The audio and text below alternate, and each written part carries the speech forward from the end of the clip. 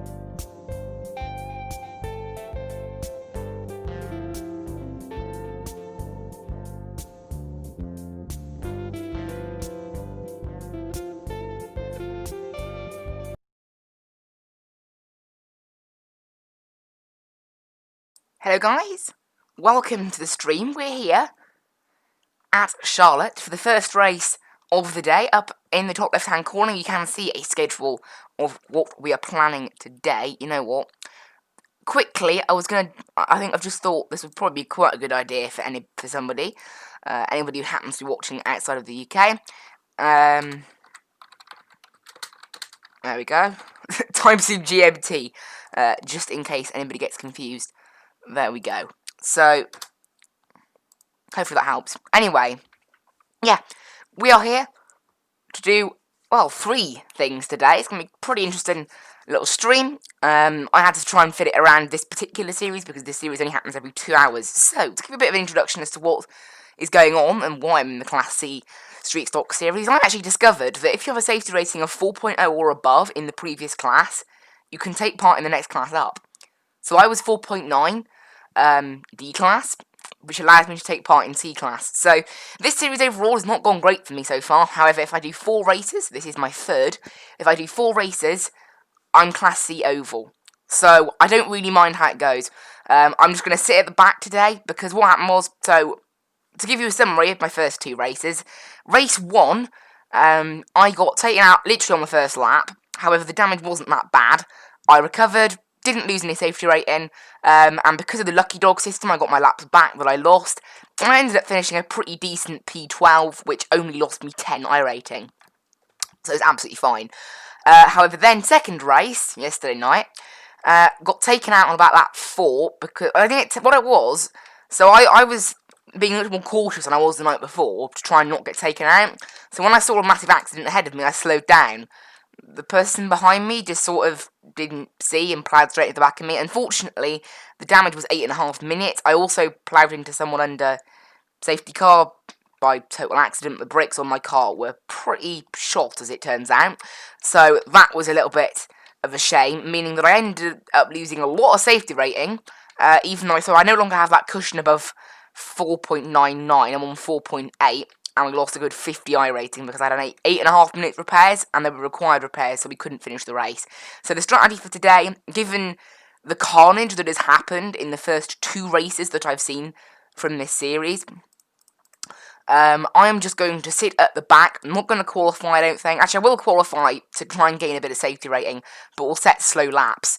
And that means we'll be at the front of anyone who doesn't qualify as well, so that'll be pretty good. We'll have a look at what number we are as a way to gauge it, I think. But if we can set laps in quali, just really slow ones, it'll still count a little bit. It counts for 0.35 multiplier in qualifying in Oval Series, so 1x in qualifying is equivalent to 0.35x in the race.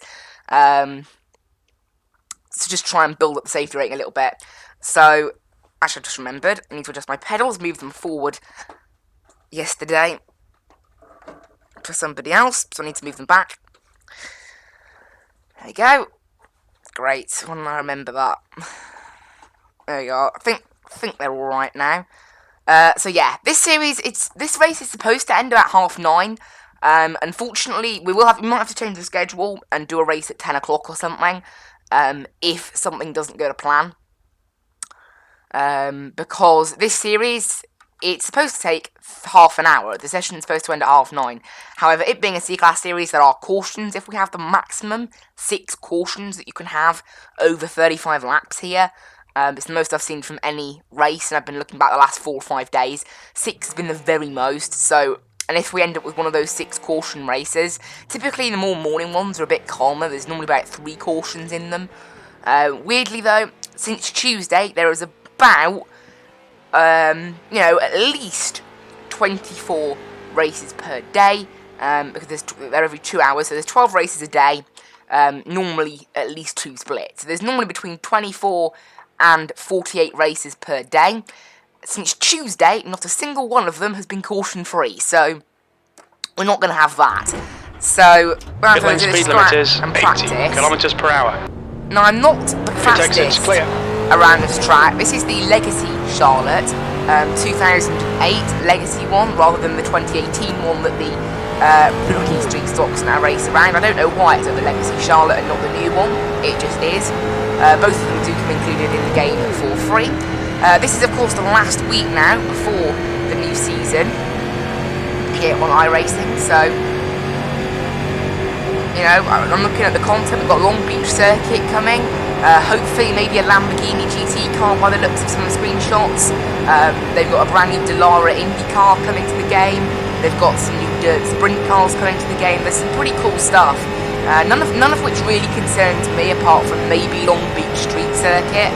Nothing else is really up there on the sort of stuff I do on iRacing. Now, to go fast around here in qualifying, everyone says you can go like quite a bit below the white line, even in the corners, to gain a bit of time and not lose traction. However, I tried that on my qualifying lap yesterday, and it slowed me down, because I kept getting bounced back up by the banking. So I don't know whether there's like a perfect recipe to it or what. See there, look, just dip a little bit under, and then as soon as the car starts to lose traction, that's instantly you've lost time. So it's a bit weird. Someone managed to set a 36.7. I don't know how. New fastest lap for Amateur, 36.9. Typically I've been setting 36.9. My best in qualifying was a 36.909 without a draft. So I think that's my best without a draft. And down there, my best is 36.835. However, I'm pretty sure that was set with a car I was drafting with, maybe. I'm pretty sure it was anyway. I'm expecting a 36.9 in qualifying. However, as I said, I'm not totally sure if I should qualify. So far in these races, it's benefited. So you can see here, look, I lose time on that lap because I must have had a draft going down that main bit. But you can see there it's 9.23, so that's the sort of lap I'd be expecting in qualifying, really. I really need to get a bit lower on the track like this, but I haven't quite worked out which way is quicker yet. I haven't been able to quite work it out, so we'll see. You can see here, look, on this lap I must have had a draft going down the straight. I kind of knew that anyway, that's why it's 8.5. You can't, I don't know, some people do manage to do 0.8, so one person even managed to do a 0.7 without a draft. I don't know how you do that, to be honest. I really don't. Even if you run along here, look, and get a very short line, it's still, I don't think, doable. Now, the laps will start dropping off now because the tyres are getting a little bit older. Obviously, it counts. If thousands count, tyres make a big difference. In the race, in terms of pit stops, we actually get 0 sets of tyres in the race. The one we start on is the one we get. So, we can't pit for tyres in the race, so unless you got damage, you don't pit, basically. As I said, for me, we're going to be sitting at the back, trying to stay within the draft, and just hoping, because I said, the only aim, I don't care about my I rating. I want to get into C-Class in 4 races, and to do that, I need to keep my safety rating above 4.0. I have to do that. Otherwise, if it gets a bit below 4, the season ends, I'll have to wait until next season, and next time the street stocks here go... Actually, I can't even do that. I have to build it back above 4, remember, because if it's not above 4, I can't compete in this series. So what I have to do, I can't not. I have to just have clean races, and have 4 races where I keep above 4, and that'll get me into C-Class. That'll be enough to get me up to C-Class. So that is our aim for today. And I might do a video at some point. I've got until Tuesday now, after this one, to do a 4th race. As I said, so the iRating side of things just doesn't matter. Right, my overall iRating, I'm never that fussed about anyway, because it's a bit inflated because of the Rookie Street Stock series. I'm just good at those select tracks. So, you know, the road racing is what I care about on iRacing. I just care about Checker being able flags to out, access. P2. Once you get to C-Class, you can access a lot more than NASCAR content. D-Class is pretty rubbish on NASCAR. I think we've been put... Okay. I think we're in Split 1. I can't tell. We're number 2, unfortunately. Meaning that Just we're going to 2 lose a minutes lot of left. 2 iRacing minutes if we to go. don't... It means we're going to lose a lot of iRacing if we don't do well. So that's a bit of a shame. The other two races I was right in the middle of the pack. So that's a bit of a shame. Again, I know I don't care about my overall rating massively, but it would still be nice if I could... It is part... This is why I don't like this circuit. If I could have chosen a circuit for this series to go to, it only goes to about 4 or 5 free tracks a season. This just so happened to be that free track that I had access to this week. The last free track it went to was only about 3 weeks ago. However, I'm pretty... I don't know, I think I didn't discover them. I only just discovered that as a D-Class driver, I could enter a C-Class series. I only just discovered that. If your safety rating is above 4, you're allowed into Track the next temperature's class falling. above. It's now 30 Which Celsius. I didn't know until a little bit after. It doesn't apply to all series, it only applies to some of them, I think, but it is kind of quite interesting, I think. It's so I'm basically in a C-Class series as a D-Class driver, which is a bit weird, but that is how it works. Yeah, I'm just trying to figure out how to get the best possible lap speed out of these things. So what I'll do, I'll wait in qualifying, wait to see what sort of laps people are setting, and then we'll go out for our laps to decide whether it's worth qualifying. Because if I can qualify and be on the front of the grid, that's where there's very little carnage. However, if I qualify and I am literally like right at the back of the grid, like right in the middle, the worst place is to be in the middle. If I qualify and I'm right in the middle of the grid, that's the problem I have. Like, I will qualify, be right in the middle, and then that's where the carnage happens. That's what's happened through the last 2 races. You can't stay in the middle of these races until the last 5 laps. Don't try to win. Don't try to be up there, because you end up with masses and masses of carnage. Is what happens because people can't drive. It's you know, these sort of cars, they're all it's all flat out, really close together. You can't expect people to just race like that. So what we're going to do, we're going to wait, see what sort of times are coming in. If they're good, then basically, so I'm aiming for a 36.9 in qualifying. It's what I think I should be capable of. A lower 36.9 is what I've typically set in the past in qualifying. Obviously in practice we managed a 9.23 in qualifying. 2 days ago I managed a 9.09.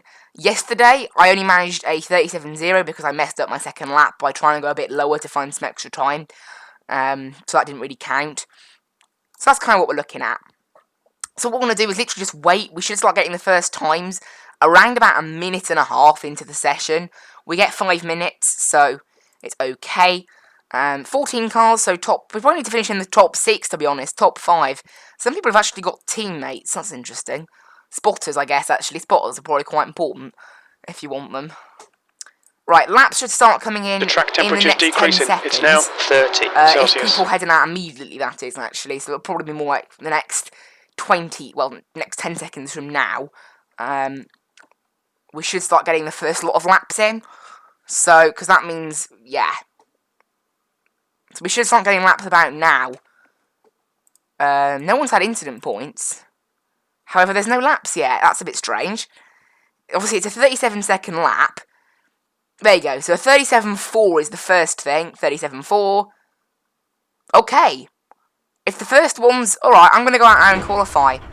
If we're only seeing 37.0s and 37.4s, I know I can do better than that. Exit looks clear. Alright, Morgan, we've got... if I have a chance to be at the front, I'll take it. Because if you're at the front, that's just 1,000 times better. You want to be at the front or at the back. What you don't want to be is in the middle. In the middle is where people have accidents, and then people check up in the middle, and then when they check up, some people aren't concentrating, and carnage happens. That's where the carnage happens. The leader is just done, 36.9.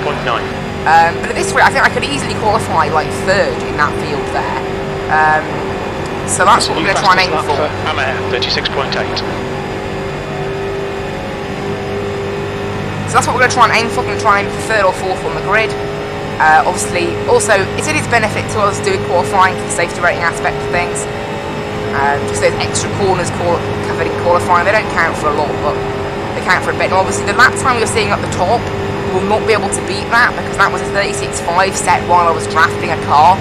So you can totally ignore the time on the top corner. You can see, yeah, we're not going to be able to beat that because it was drafting a car the whole way round pretty much, obviously, which makes it good. You know, I think you can set up to 36.3s, 36.4s in the draft. So that lap there is a 36.907, so that's pretty decent. P5, you're currently 0.1 off the leader's pace. You've just done a 36.9. So a 907, that's a pretty decent lap. I'm kind of quite happy with that. Most people have set their 2 laps now, so we'll see what we can do. Now, I don't know, this lap, the car should have more momentum on this lap. However, the lap time, by the looks of it to me, is a bit worse, so I don't know whether that's an indicator of anything. Yeah, the lap time's worse, that's interesting. This lap time's much worse. Because that last one, yeah, it's a good half a second slower. No, not half a second, sorry. Half a tenth. Which is a lot, so that's a bit interesting. I don't know. Place. That puts you 0.1 off the pace. You know, a 907 is still pretty decent. Gotta say, it's very decent. And we're out of the way. Everyone qualified in the end as well, so that is good. If we were starting back, if we didn't, actually I shouldn't have qualified. Car number 1 didn't qualify. I think I shouldn't have qualified, you know. I don't know. Those first times I was seeing kind of made me think, maybe it'd be a good idea to qualify and get up there at the front. But P6 out of 14. P7 out of 14, oh dear. Yeah, I shouldn't have qualified. We're right in the middle now. We're literally right in the middle. Well, we can't cancel that now. That's a little bit of a shame. Obviously, we've got the extra 2 laps in for safety rating, although that'll probably be cancelled out by the fact we're starting in the middle, so... yeah, what I'll probably do is drop back on the start. We're actually starting P8 now, because car number 1 did sell a lap in the end. So P8, we're actually starting to get towards the back of the field, so I think qualifying was probably a good idea in the end. I'll probably just drop back a little bit. I'm guaranteed around 5th, 6th, that area, there is going to be carnage. What happened was, we got about 3 laps in yesterday, and the field was starting to spread out. Somebody just whacked someone off the road, and then when they came spinning back on, everybody slowed down apart from the person behind me, which caused a massive wreck. And that's the problem with these. It's like, you can do wreck avoidance, but if the person behind you just isn't totally there, they just ram into you. They just don't notice. So... we're on the outside, actually, so that might be a bit better, actually, starting on the outside. Just for the sake of staying out of the carnage. This series really should be quite safe, because it's mostly made up of, well, you know, these blue guys ahead. They're Class A. Good luck, everybody. So, really, we should be quite safe. Oh, yeah, let's get out there, Ricky Bobby time. But we'll see how this goes. People do tend to get very angry on the voice chat in this particular series. I don't know why, but, yeah, the silliest drivers are always attracted to at least the street stocks. It's quite interesting. 35 laps are excellent. But yeah, I'll be interested to this, see how this goes.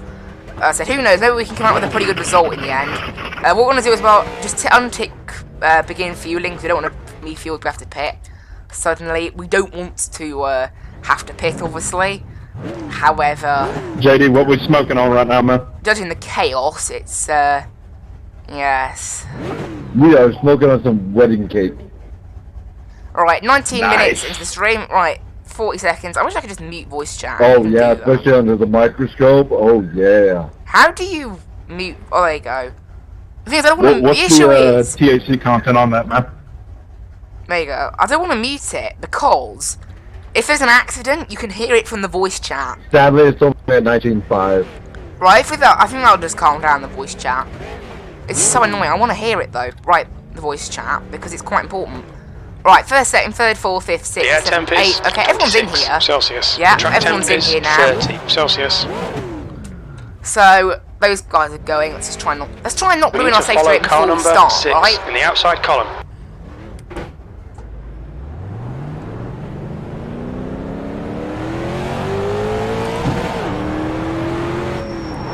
Also, we're going to be seeing lots of safety car action here today, because obviously cautions are a thing here.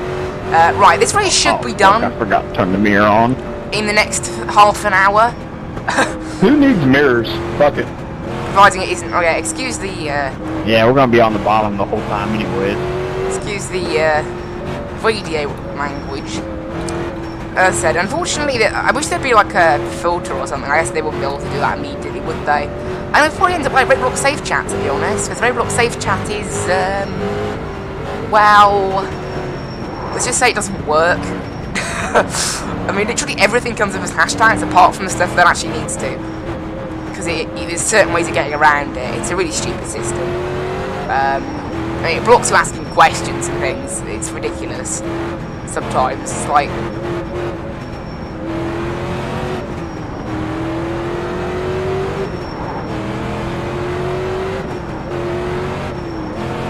Okay, Morgan, be ready. Right, away we go then. People aren't going. There you go, people have gone now. I can't go down to the bottom, so unfortunately I have to stay up here, but it doesn't really matter. We've got a little bit of a bad start this row, actually, in comparison to the guys ahead. Not too bad, really, I don't think, given the fact we've basically got guaranteed chaos. This guy's going to get by. That's got a troll face on the front, that car. Actually, I think this is quite good. Obviously, you can see behind, look, you can see people distancing themselves from the pack. Still there. You know, here in Street Stomps, we like to do social distancing. Still there, keep digging. It's very important. Clear on the inside. And you can see here, look, we're going to basically be in a separate group, and we're going to try and just, obviously, if you're in a smaller group, you're still pretty much the same pace because you're slow to draft. Right side. Oh dear, I got off track. That's a bit stupid of me. That was an easy safety rating point to just not get. Someone's already in the pits. I don't think they started the race. On your right. So that means with you know, there's one person that we haven't got to worry about, and they're kind of annoying as well. Still there. So it's an all-right safety rating game from them. We're basically out of the pack now. Actually, you can see I wish this car would actually drop in either behind me or ahead of me just to draft. It'd be a lot better. It looks like he's probably going to do that now. You can see up ahead that pack is very crunched together, and that's why I didn't want to be involved in it. You can see, honestly, give them 5 laps and there's going to be a big crash up there. You can see they're going side by side, very close together. There's going to be a big crash, and it's a 35 lap race, you know. You don't want to wreck the car now. We actually started P8 with P10, so it hasn't really cost us an awful lot. I'd like to work with this group of 2 up ahead, if possible. This guy keeps trying to make a move on me. I don't really know why, because he's got no one else to draft with on the outside, so it's not really going to happen. But you can see here, look, we're kind of in our own little group here of about 4 cars, letting that lead group go chaotic together. And we can just kind of okay, for some reason there, I don't know why people are trying to overtake each other in this full pack we've built here. There's no reason to try to overtake people at this stage. Obviously, there's no reason to overtake people because we're literally a group of 4. As I said, I mean, there's definitely going to be a caution, as there has not been one all week without a caution, so there will be a caution. Unless we manage to be the only race in about 200 that doesn't have a caution, which would be pretty mad, actually. I mean, it's the longest we've gone so far without a caution. We've gone 5 laps, well, 4 laps, we're on to the 5th. That lap time was 36.6. That is the longest I've gone all week. Pretty mad. I mean, on one of the races I did last week, no, 2 days ago, there was actually a yellow flag on the restart. Like, they didn't actually get to go green. Like, the pace car stayed out there because people crashed while trying to restart. It was stupid. But that's the kind of carnage that happens in this series, unfortunately. But for now, look, we're in P10. We're just trying to. We're not going to gain iRacing in this position, obviously. However, safety rating will be okay. And I said, I don't think this will be it for the race. That was at 36. Well, they're going 3 wide up there, so that's already a recipe for death. People going 3 wide. You're just asking for trouble if you go 3 wide. You're literally just asking, can I get killed, please? These 2 up here, for some reason, are fighting. I can't really work out why. That's what was happening. At this rate, they're going to cause the caution. There's honestly no reason for them battling. And it all worked out. Play nice. We got a lot of laps. Like, literally, we have 30 laps left, you know? Like, this race is almost double the length of the one in the Street Stock Rookie Series. So, it's it's a fair amount of time to just be going around in circles like this. So you don't want to have massive issues. I don't know, that's the lap car actually, they're just getting out of the way, so that's really nice for them. Just literally pulling over, getting out of the way. I'm amazed that lead group hasn't crashed yet though. I mean, like, but they're not like the most packed together lead group I've ever seen, but they're not exactly like open, empty. Give me a push. Coming I up don't know what that 12 car is doing to There you be go. honest. That was 36.6. That 12 car is like, Still it's there. literally fighting with them, and there's no reason for it to do so. Still there. Because I'm actually going to get him now, because he's just He's still there. keeps pulling outside. You may as well stay on the Still inside, you there. get a bit of a better, yeah, it's a shorter way He's still around. Still there. I mean, it doesn't really matter, I'm not so bothered about passing. Still there. You can see there, look, because I'm He's still on there, the keep inside, the inside is actually so much Verify. quicker than being on the outside. So there we go, we've managed to gain one position, I guess. Not that it makes an awful lot of difference. We've managed to snuck into the 8 car. Lance, if you were turning me If on, I then could my lead car's this Keep it group, steady, that still would be really good, because that would be P8. He's still And on top of that, we wouldn't have anyone to have to Right. bother with. We could just, you know, just sit here I'll just let you know if you're and in be front of pushed me, by I'm others, pushing. which makes our life a lot easier.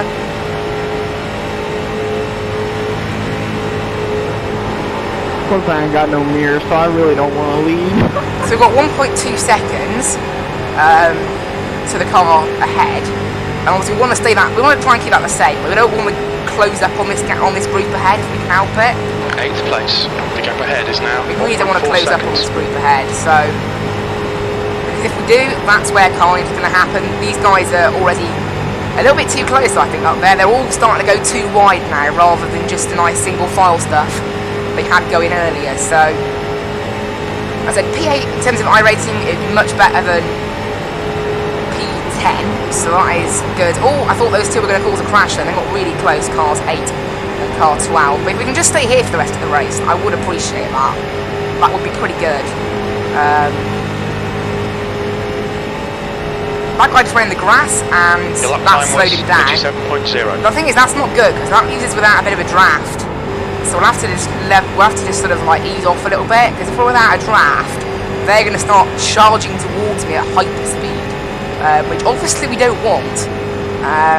So we'll just ease off a little bit. There we go, perfect. As soon as we get to a corner, they catch back up. So that was perfect. So obviously, if they catch up to us with a full head of steam from the draft, they're just going to go right by, which obviously I don't really want. So it has actually helped us extend the gap to that group ahead as well. There's actually now a 2-second gap there, so that's decent.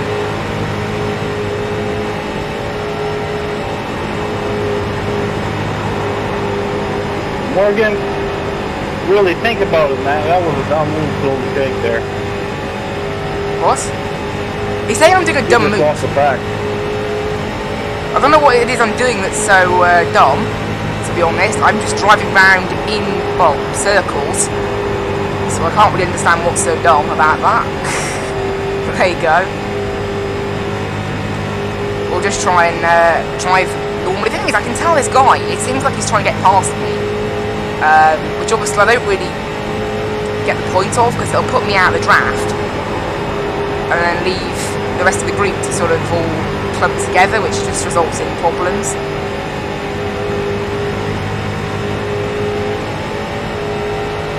But yeah, that group ahead, honestly, they are so close. Oh, that was really close then. I thought Yeah, I went first right and there. second would spin That's each other out, clear. and that looked a bit Russia too is now in the lead. close. This is what I mean. This is why I didn't want to be in that front pack. You're just asking for trouble being up there. I mean, look at it. It just looks like there's going to be a big crash soon.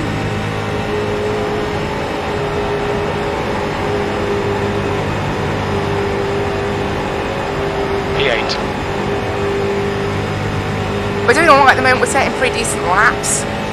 Just getting a little bit of a push from people. That 8 car is actually looking like it wants to Inside try line, and open up a new lane now. I don't really know why it's doing that.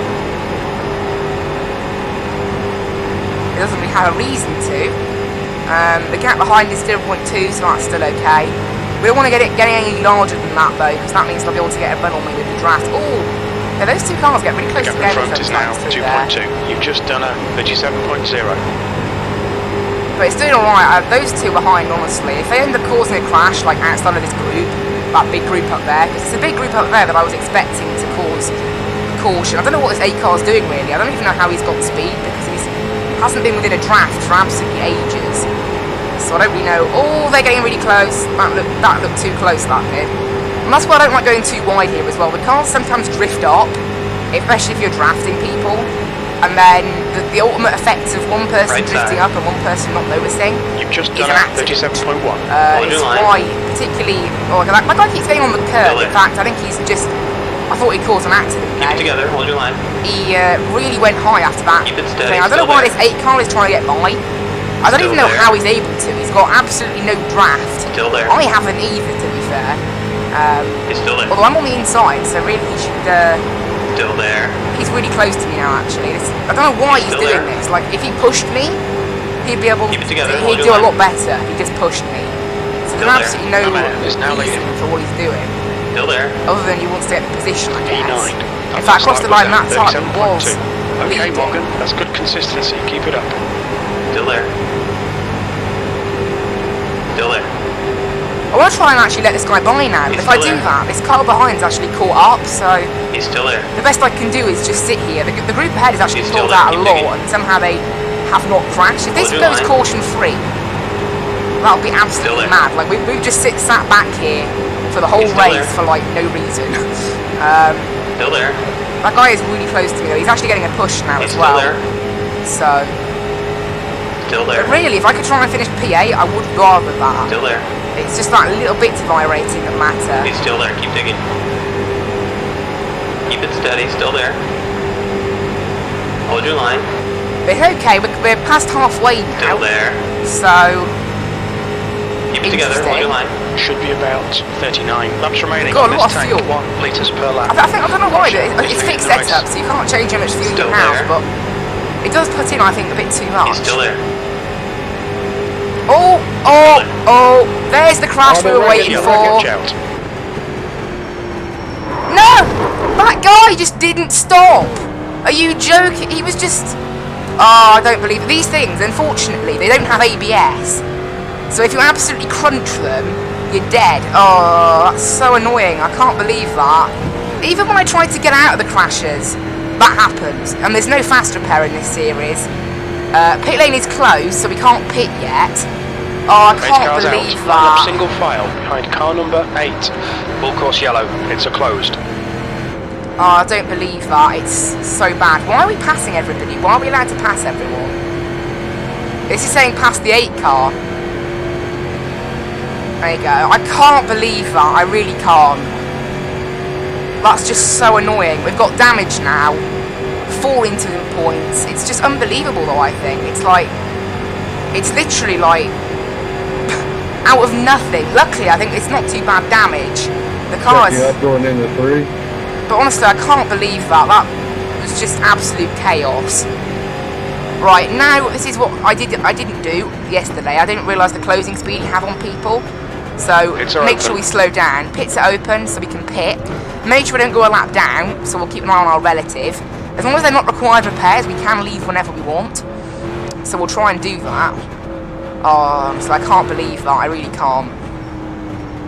Car ahead of me is going into the pits as well.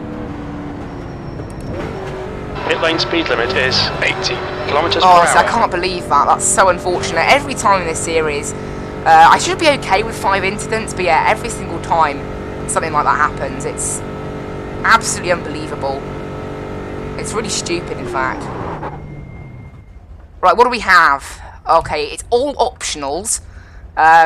It's 3 minutes, though, which means, yeah, we've got quite a bit. Obviously, I'm going to try and get out... 9 car? Well, yeah. We'll try and just repair as much as we can. They're only optional, so they're not too bad. Obviously, a caution lap round here. The idea is basically you keep going round and just don't lose a lap each time you go round. You basically keep coming into the pits. That's what I've learned from other people. But you can see we're getting pretty decent, you know, we're getting in decent amount of time.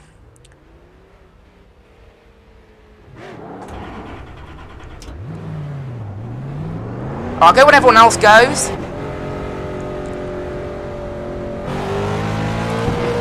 And this is the thing, this is what we want to keep doing. We want to just keep going round, don't lose a lap. That's the important thing. I'm P13, unfortunately. However, I was only P8. I just don't believe that. It's like one guy going really slowly and I can't steer out of the way. Unfortunately, these cars, I've tried it before. If you think you're catching up on somebody really quick, I should have slowed down more, but I didn't want to lose the place because the yellow flag didn't come out until a bit later.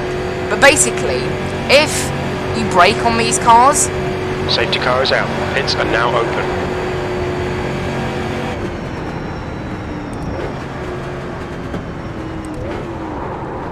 What's your speed limit in the pits? So you can see that we're going to come into the pits again now.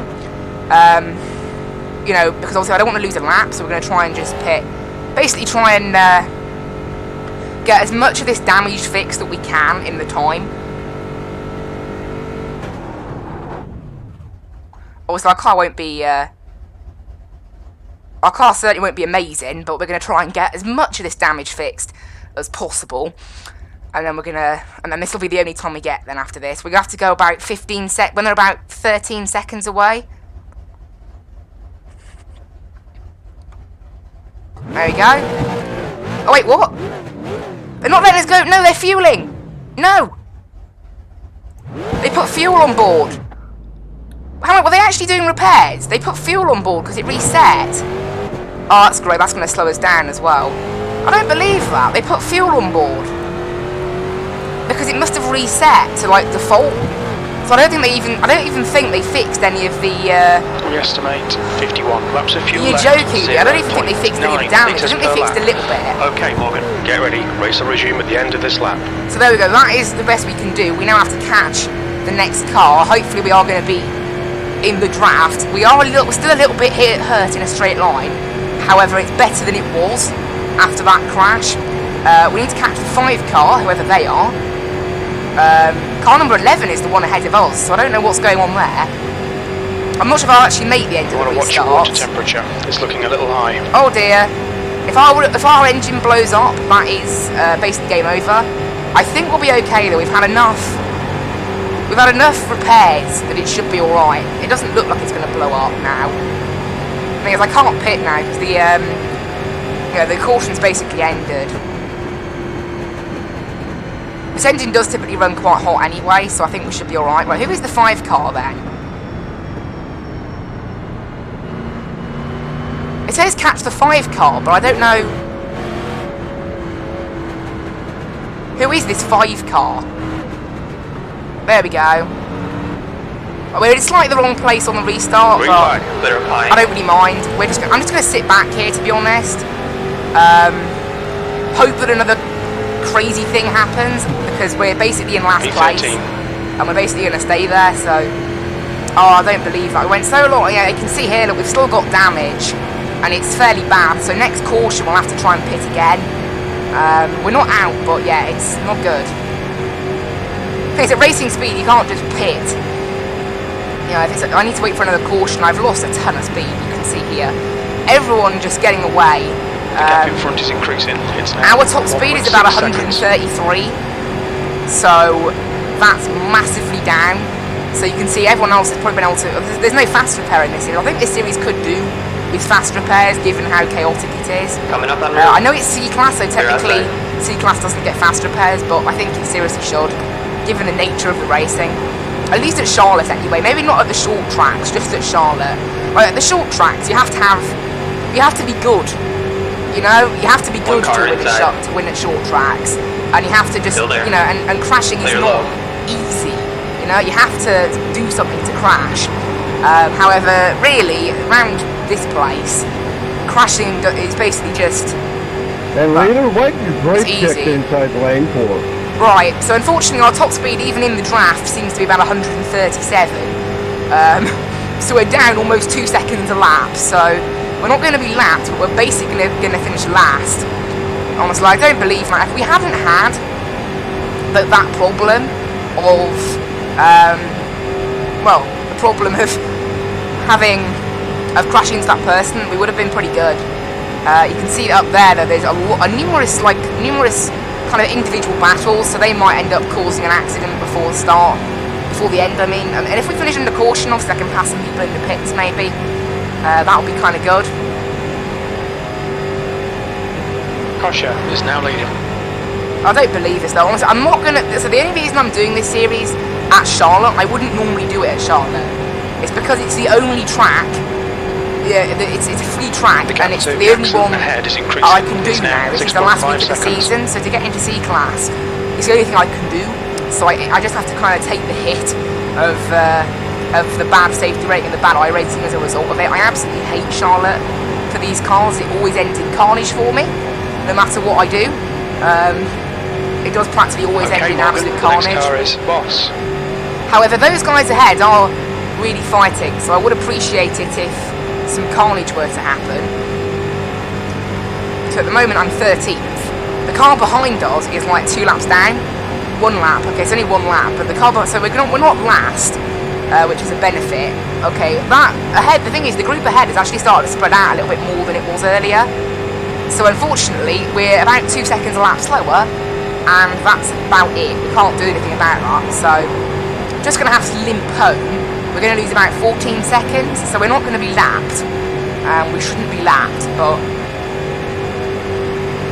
we are going to just limp home. Hope there's a caution. Obviously, each corner we pass is some safety rating gains, so that's kind of a little bit of benefit. It is a 35-lap race. It's a bit longer than some of the street stock ones, so you can get away with slightly worse safety rating. The safety rating is what I'll be interested in here. I lost a lot last time. However, I got 8 into the point and only did 4 laps. This time I've done 29 laps and only got 5 incidents, so that, and also the safety rating is lower. So safety rating should be alright. The iRacing, as I said, will be an absolute disaster. However, unfortunately, that is kind of all I can do. I said, honestly, if I just hadn't rammed that person, I mean, I said, unfortunately, it's partially because I don't like this car's brakes for this kind of thing. If you press the brakes any more than like half, it just spins out. Obviously that's damage, incident points.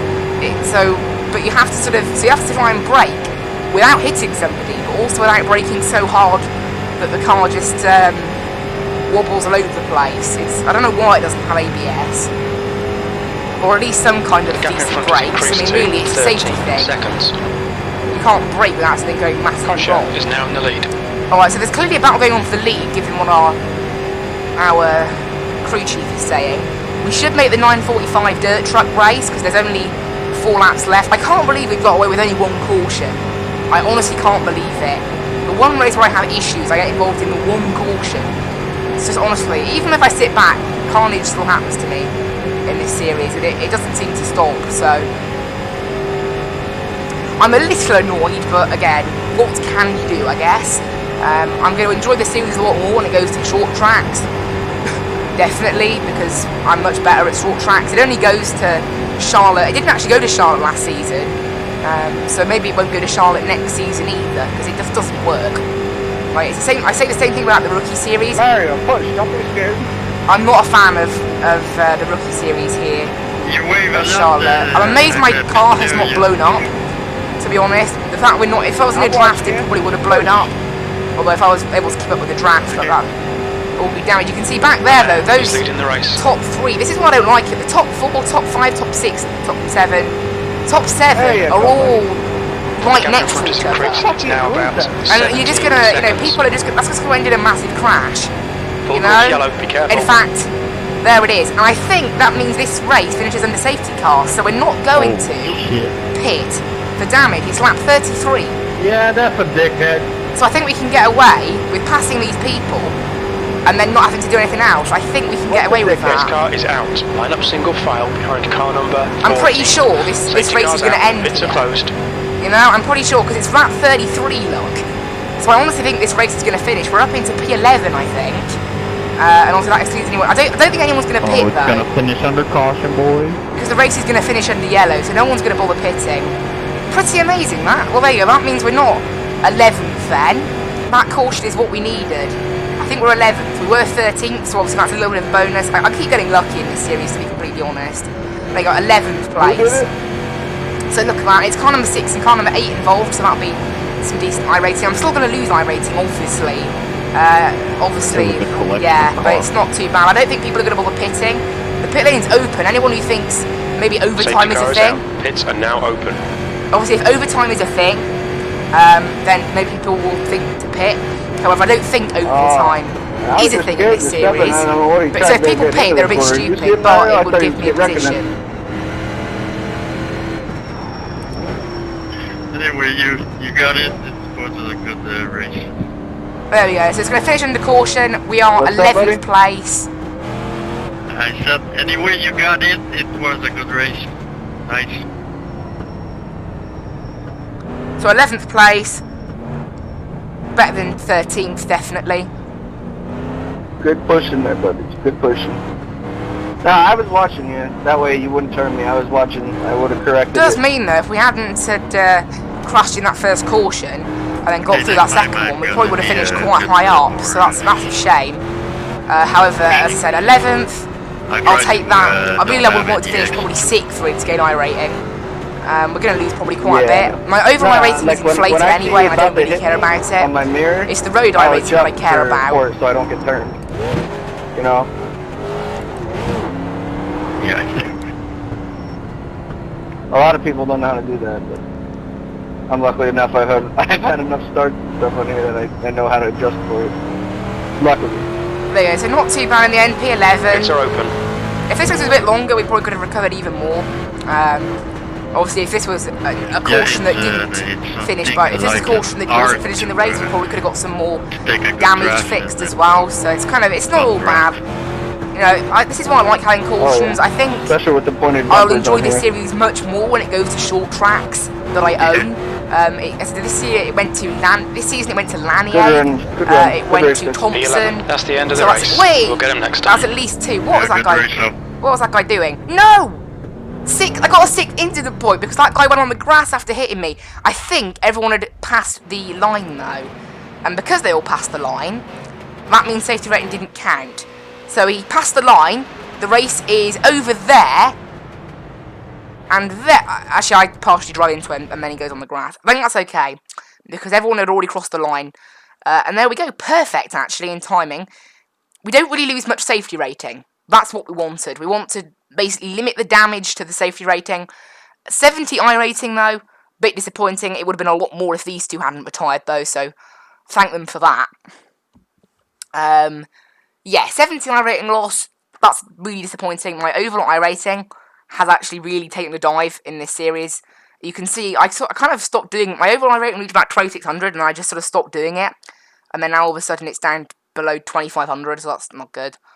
Anyway, guys, I will just bring this up and then we can, I'll just restart iRacing to have a look at where my iRating is now. It's, yeah, below 2500, which is disappointing. However, it does mean there's less to lose if I do that series again.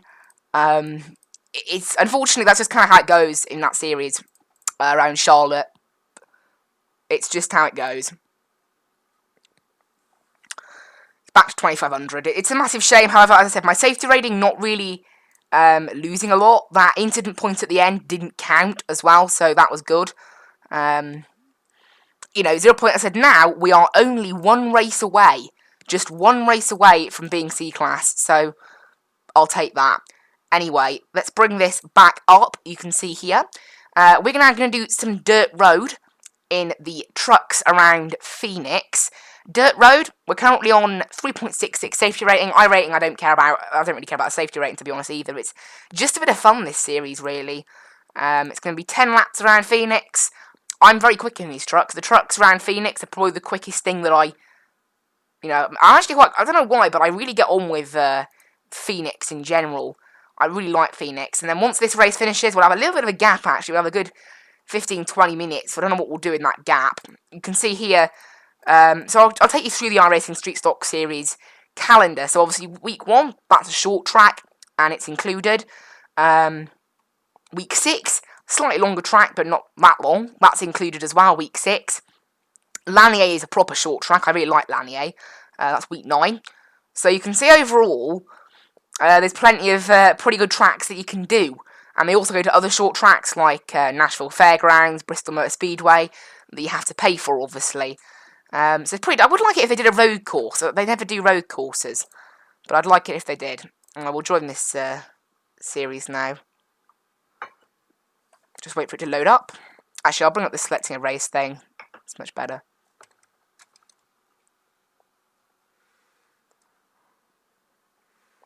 wait for it to load. Should take about 20 seconds, 30 seconds. I don't know how long.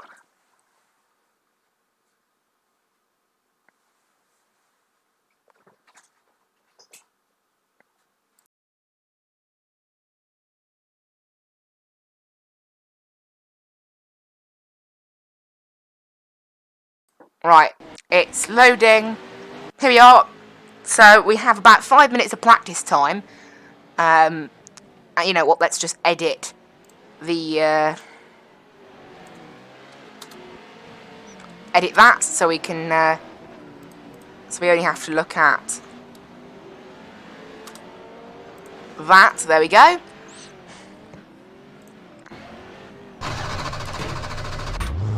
Hope you guys like that overlay, by the way. And away we go. I haven't driven these things for quite a while. However, I really like them. You know, I wasn't planning on really doing them today. The only reason I'm doing them in stream is because they are basically a filler between the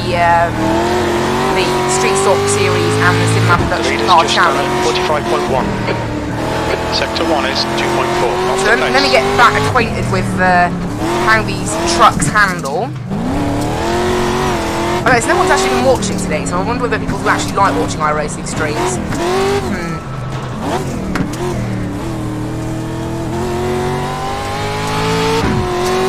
These things do handle very differently to the rallycross cars I've been taking around here, so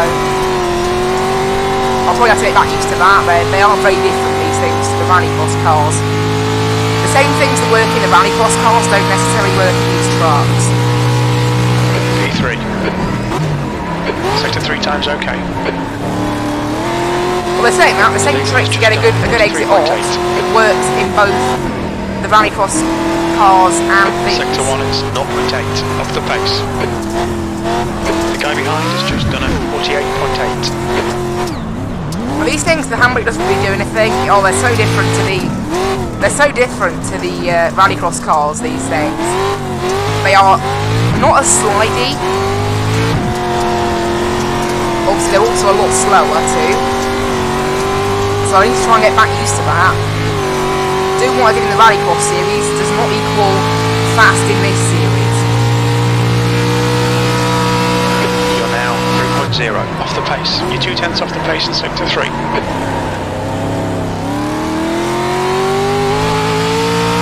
So that exit there, it's really good in a rallycross car, but maybe not the same here in this car.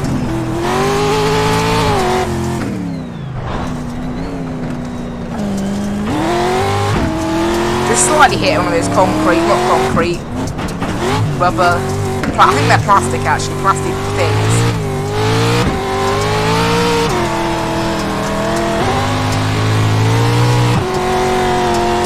But they are very different, these things, to the rallycross cars. Very, very different.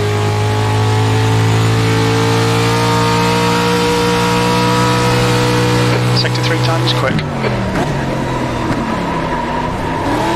And that quick line in the rallycross cars doesn't really seem to be a quick line in these things. You're a second off in Sector 1.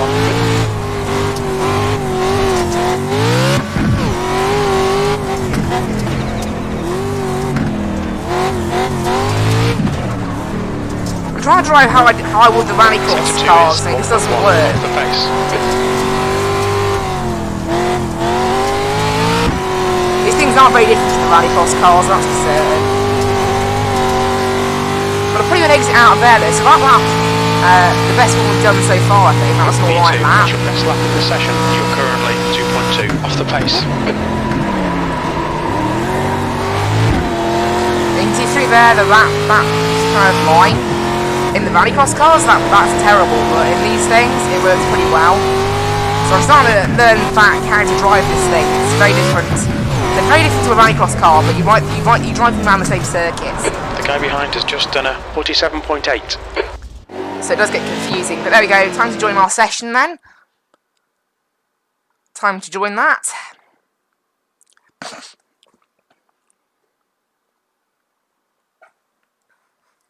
But yeah, really annoying about the oval race with the iRating, but the safety rating was okay.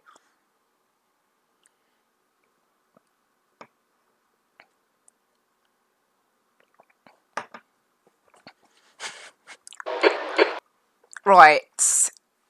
Okay, we're car number 1 on iRacing in the entire field, meaning that the rest of the field is probably rookies, so gotta try and win this then, really.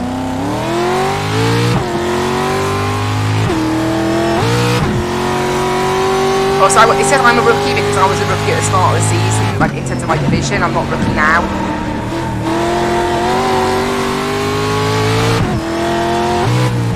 And I could be the same for some of the other people on here as well.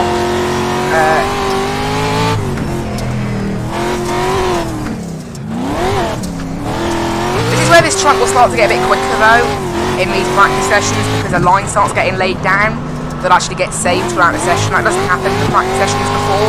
And especially in these trucks, having that laid down kind of gravel line does seem to massively improve their speed, so that's interesting. See, already I've actually gone a little bit quicker. The track temperature's decreasing. It's now 27 Celsius. Obviously that was just an outlap, so it doesn't really mean anything. Quickest overall.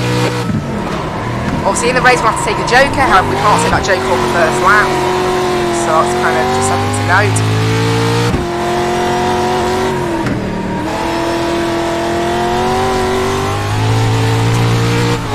See, now that's how you get speed in this thing there.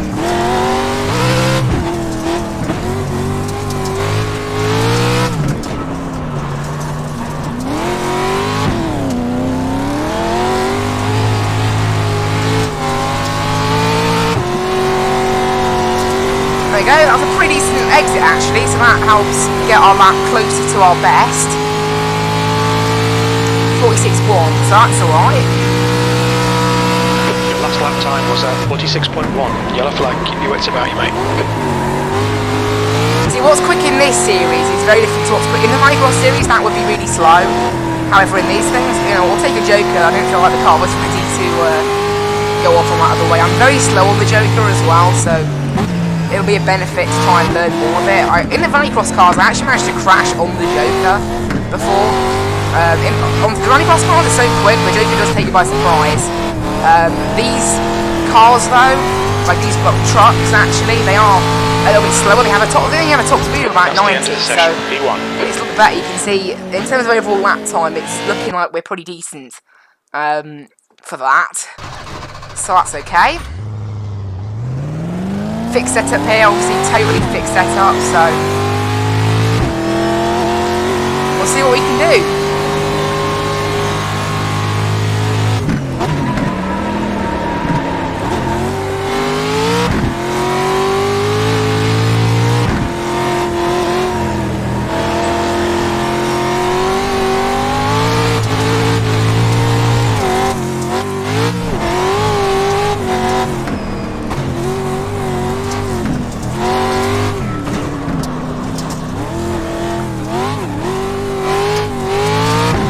Right, round the corner we go then. We'll try and get a good exit onto this lap.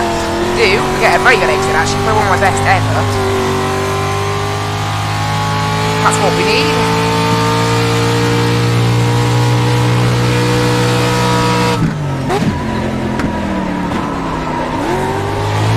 See, in the Rallycross car that would not have been quick, however, in this thing, that is quicker. You know, that's what I'm going to try and get around, is these things are different to the Rallycross cars. Like, the lines that you take, unlike this, it's kind of why dirt road racing is more difficult. The lines that these things take, you know, there is not necessarily a fastest way around a track in dirt road. It's based on the finger driving as well. Unfortunately, I totally messed up the last couple of corners of my lap, so this one's going to be quite slow. A 46.9. Well, compared to my old best anyway. 46.9.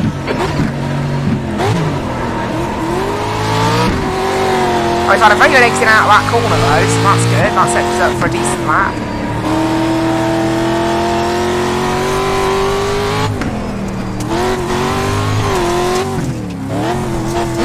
No, don't hit those barriers. If we hit those bales, we've ruined our lap. It will invalidate it, I'm pretty sure. This lap is going to be better, I think. However, still not quite my best. I don't know how I did that best lap, to be honest. I think that was a very good lap. However, this one is going to be a good half a second quicker, so I'm not too fussed about that. What's it going to be? A 46.2. That was a That's fine. 46.2. That's absolutely fine. The next best person is a 47.5, so if we get a good start, we should be in for a pretty decent race. You can see there the lap times. Oh, someone's got me. 45.9. Wow. Okay, we have got some sort of competition then. They are number 2, so if they beat us, it won't be too bad. Hello in the chat. Hope you're enjoying the stream. A little bit of iRacing. If you want to know the schedule for today, it's in the top left of the stream. Yeah, pretty decent. So we've got about a minute and 50 seconds now to just sort of, well, wait for... Well, there's 2 people who haven't qualified. Someone had 4 incidents during qualifying. It's very difficult to get incidents in this series, so we'll probably be lapping them quite quickly, especially with a 55.3. I think there might have only been 1 split. I'm not sure. I didn't look how many people had registered for this. I think it's like, is it like 10 people maximum in one race here? I don't know. Although this says max pit stalls 8, and we have 9 drivers, so that doesn't quite add up, does it? Anyway. Just need to wait 1 minute and 10 seconds so we can get started, because 2 people haven't bothered to qualify. I don't really know why you wouldn't bother to qualify, since you can just speed up the race for everybody. Like, qualifying doesn't really mean anything in this series anyway, because you all start pretty much, you know, within the same, like, literally it's like 3 people per row, so this whole grid will fit on 3 rows. Like, you'll all be starting pretty much really close to each other, which is why the start you get is so important, and not to jump it as well. I've jumped the start numerous times, both in Rallycross and in this series. I don't know why I find it so difficult. It doesn't happen to me when I do road racing. Wait until I do it, like, later when I'm doing the road racing at Watkins Glen. Just wait. That's what I'm waiting for now. Anyway, 25 seconds left until the end of quali. Pretty decent, really. We're second place on the grid. Are we? Yeah, second place on the grid, so that's not too bad. Does look like we'll have some competition for the win. And then behind that, we've just got people who are setting really slow laps. So I really, really hope they kind of stay out our way. If I get caught, basically, if I get pushed into a crash by people who are doing 49-second laps, I'll be quite annoyed. Because you can't, even though you get a fast repair in this series, there's nowhere to do it. Like, there's no pit stop. Actually, I think in this series it's okay. It's in the Rallycross cars where it doesn't let you do the fast repair. It's weird. Anyway, down to the grid we go.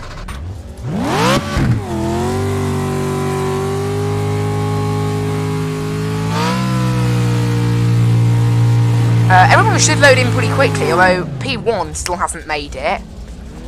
Weirdly. We've got 2, 3, 4, 5, 6. Who are missing P7 and P1. We've got P1. We're waiting for P7. Hello, where are you, P7? Oh, P9 is blinking badly. They just blink, blink, and then disappeared. So that's not good. So P9 is looking like they're having some connection issues, and P7 isn't here yet, so...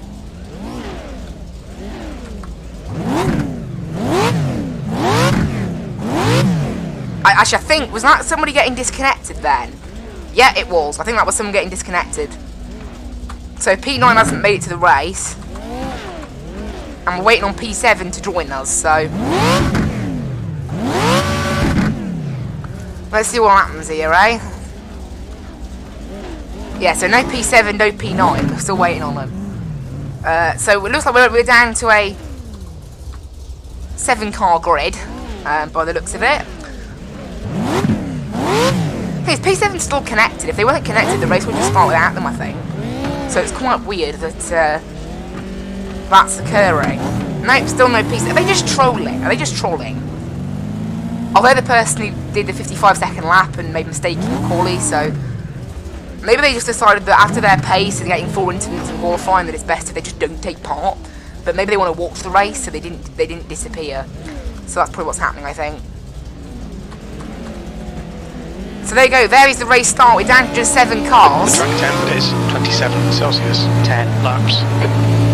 Someone's already jumped the start. Floor it. But we get a bad start. Someone just rammed me, which actually kick-started my start a little bit. That ain't good. That start is not good. So we're down from P2 to P3. Left side. However, we're probably going to get that position back Still here. Clear left. No. Buddy. He's on Oh, your left side. no! Clear left. P1, they've done a first lap joker. They're going to get a penalty for that. They're definitely going to get a penalty, surely, for that. You can do it in the Still there. Rallycross series, Clear but right. not the Hard rookie right. one. Right's clear. Good You job. can't do it in the rookie Rallycross series. So I have. Oh, someone's been spun around behind me. That's 2 incident points because I tapped them, Is now leading. and then someone else got them. However, those two, surely they're going to get a penalty for that first lap joker. I've been given a penalty previously for a first lap joker. Not in this series, but in the rookie Rallycross series. So I'm pretty sure it applies to this one too. I think it applies to all the rookie series for it.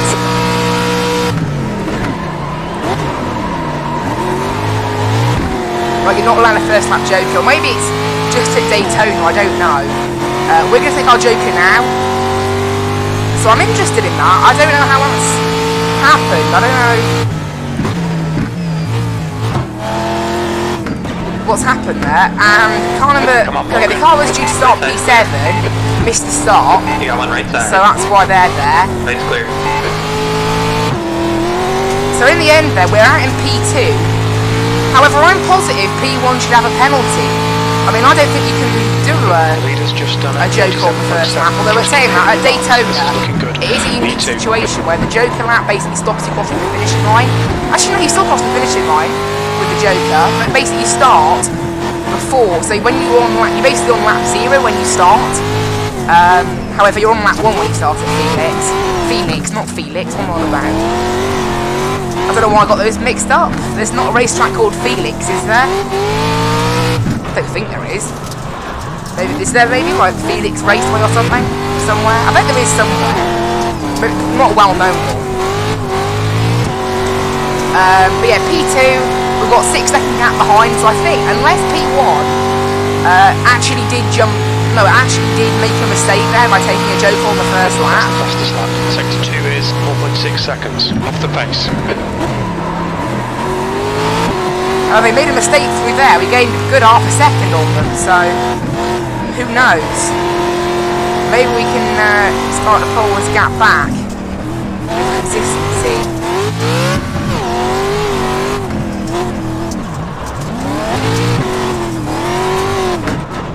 You're gaining on the guy in front. The gap is 2.2 seconds. Now the gap ahead is staying about the same, to be honest, right now. Oh, someone's flipped over. That's not good. So the gap's actually only 1.3 seconds. So we've gained an absolute ton. That lap, whoa, 45.7. That was an absolute flyer on the lap. 3.9 off the pace. Yeah, 45.7 is an absolute flyer of a lap. So if we can keep doing those, we might have a chance at this win, even if the person doesn't have a penalty. I'm positive they should have a penalty. Maybe they don't. I mean, they would probably know. You know, being number 2, they probably know what you get a penalty for. I followed them in there. That's not good because that means they'll have a bad exit out of that, and so will I think.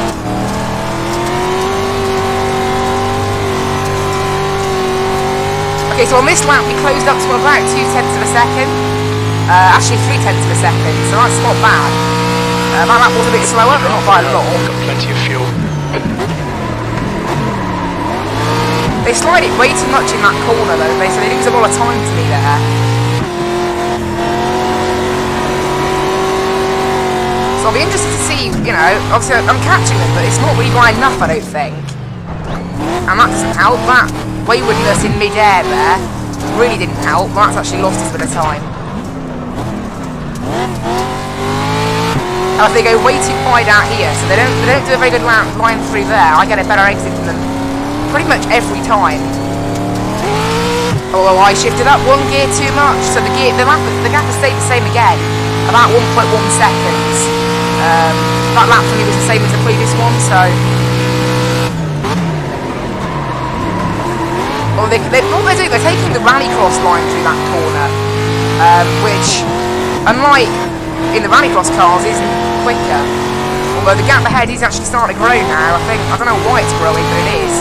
However, we have got some lap cars coming up. Yes, in a race this short, we're somehow lapping people. That does happen. P2. It is a rookie series though, so the ability levels are a little bit mixed.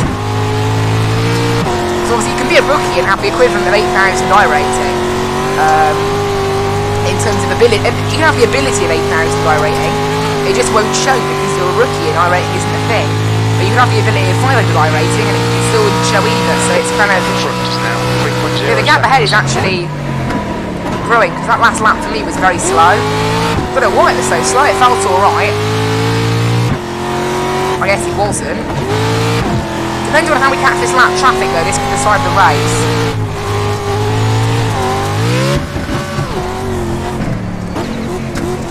I'm losing grip through here though, I don't know why, the car just does not feel right. I'm just going to hope that first lap, because the first lap Joker, it costs you about 15 seconds penalty. So if it did still happen that they have that, that'll be good. And the lap car ahead is literally struggling to keep it in a straight line. They're getting out of the way sadly, so they won't be a pain. Honestly, I don't know why, but my laps have suddenly slowed off quite a bit.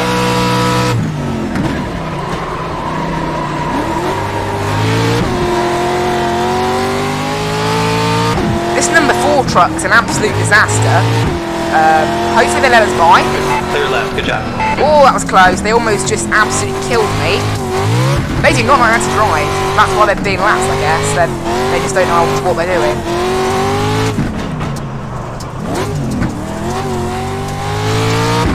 Yeah, I've really lost pace towards the end of this race, or they've gained pace, I don't really know. However, second place will be enough to gain us iRating. We're going on to the last lap now, so I don't think we're going to catch that AI. That last lap for it was actually really good. Oh no, it's still a 469, so I don't think... More to go. Keep it I haven't together. burnt up my tyres, unless I have like damage from something. I don't know. The gap behind's increased to 16 seconds. I don't really mind, you know, second place is absolutely fine out of 9 cars. In terms of iRating and things. I still think they'll have a penalty for doing a first lap Joker, although maybe I'm wrong.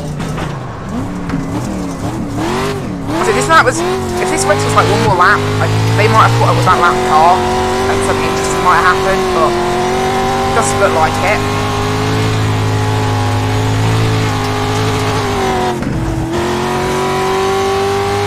And there we go, we come home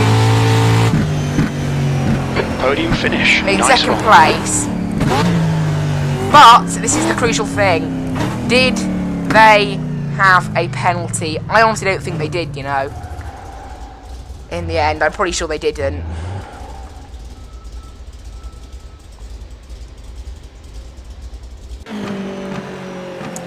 See, I don't think they did have a penalty. The gap was only 2.8 seconds in the end.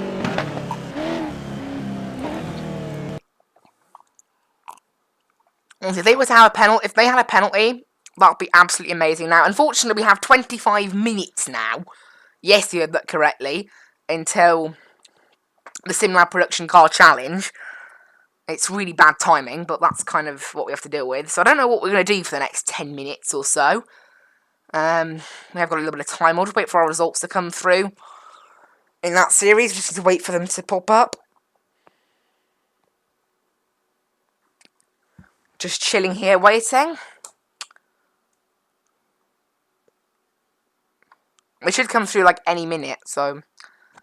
Yeah, I was a little bit disappointed about that light truck championship there. That was not good. No, not... What am I on about? Not light truck champ. Sorry, that may sound confusing. The street stock series earlier. Massive disappointment in that. We only had 2 cautions, look, so... Kind of shows. There we go. Right. In the end, then, we do finish second. So they didn't get a penalty for taking a first lap Joker. That is interesting. So, safety rating gain, 0.07, so pretty decent. And a 64 iRating, so that's really good. Only 3 people who weren't rookies in there. That was bottom split, actually. Interestingly. Top split had some pretty decent drivers in it, though. Top split had a 5,300 iRating dude in it, so there we go. Not too bad, but they were a lot quicker than us.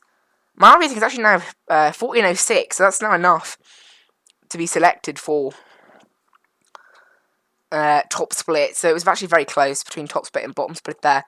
It's a very fun little series, that, just for a little bit of fun, really. It's a, obviously, one of those things. Anyway, we'll just get rid of that, because that is no longer coming up. There we go. So now it just says 10:30 at Watkins Glen. So now, well, I don't really know what we can do, because we've got 25 minutes. Really, I only want 15 minutes, 10 minutes for practice, so we've got a good 10 minutes now. Well, we don't really have anything to do, so... Don't know what you guys fancy doing, if you fancy doing anything.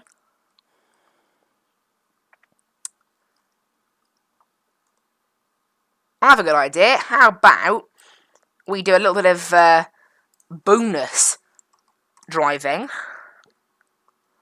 in one of the series that I can do this week, maybe. Honestly, I don't feel like that. So I think we're just going to jump straight in to the series. I think it's a bit of a shame that it's kind of how this kind of ends up in the end. You do end up with a bit of gap between races sometimes. It's just how it goes. So I think we can. I think that's about it. One thing we can do, actually, let's. I mean, it's a bit off topic, maybe, but discuss kind of the Microsoft Flight Simulator briefly. I'll have a look through their dev blog that they've done this past week, because I haven't looked at it yet. I'll have a look at what they've got arriving to the game. So at the moment, their next update is Sim Update 2. That'll be coming on December the 23rd. That's fine. Nothing really coming then anyway. There's a couple of bugs, but not a lot. Okay, there's some new stuff coming on the platform though in terms of mods.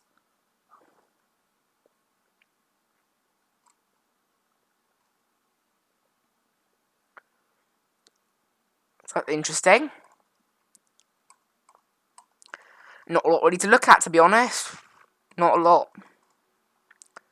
Couple of cool screenshots. Anyway, since we haven't got much to do there, I think we'll just get into the SimLab production car challenge. I mean, we've got 20 minutes. By the time it actually loads us in, it'll probably be more like 10, then more like 20 rather than 22 minutes. So, you know, it's a little bit of downtime, but use that for good. And remember, yeah, just one more race that I need to do in that series, the Street Stock series, to guarantee me into C-Class, which will be really good.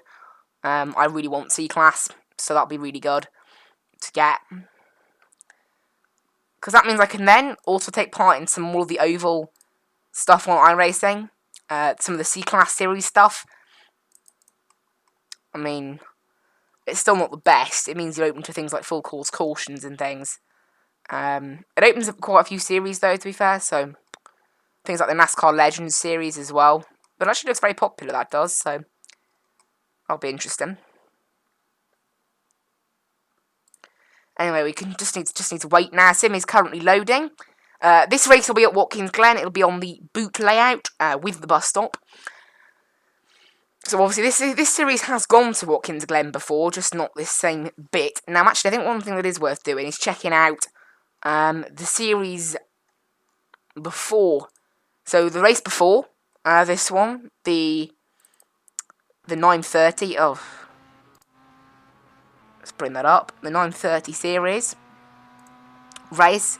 The 9:30 had... Okay, the 9:30 is not up. They've only had one split so far this morning. It hasn't been massively popular, this series. There's been a couple of solstices. Obviously, we're going to be in the solstice. I absolutely love around this twisty, the more technical boot section of this track is so perfect for the solstice. It's so fun. Anyway, let's bring you guys in. I guess we got a good chance. I got a good chance now to detail you guys to a lap. So that's kind of quite nice. So Pit lane speed limit is 72 kilometers per hour.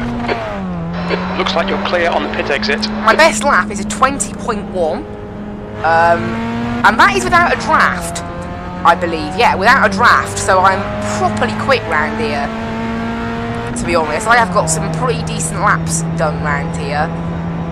So far I've been beaten, but there's one person who comes along some of the evening races who's very quick as well. He beat me in both the races he was in. Both of them were very close. I was actually... One of them was due to a mistake I made. The second one, he got past me by having... He's very... Basically, I'm not very good out the first corner here. I don't know why. I'm not... Literally, the rest of the track, I'm really quick. Particularly the bus stop, I'm very good at. And then literally, I had to go very slow through the bus stop on the first out lap, though, with cold tyres. Yeah, just for some reason, it's quite weird, but he's very good out the first corner. He managed to get me on a run, and then because that's kind of the only place you can get a run out of, I don't really have any choice to get back past him. So it's kind of, you know, I was leading for about 12 and a half minutes of the race. Also, obviously, it's very hard to defend against someone. Once you get within a second and a half of you, they can pick up a draft, which elevates their lap time by a good half a second. So if they say someone's half a second a lap slower than me, that'll just be instantly forgotten about with the draft. Obviously, the things like the boot do mean that the draft is slightly less important than it is on the classic. The worst layout is, like, for straight line speed, is the classic layout without the boot. So that means there's no bus stop and no boot, meaning that it is very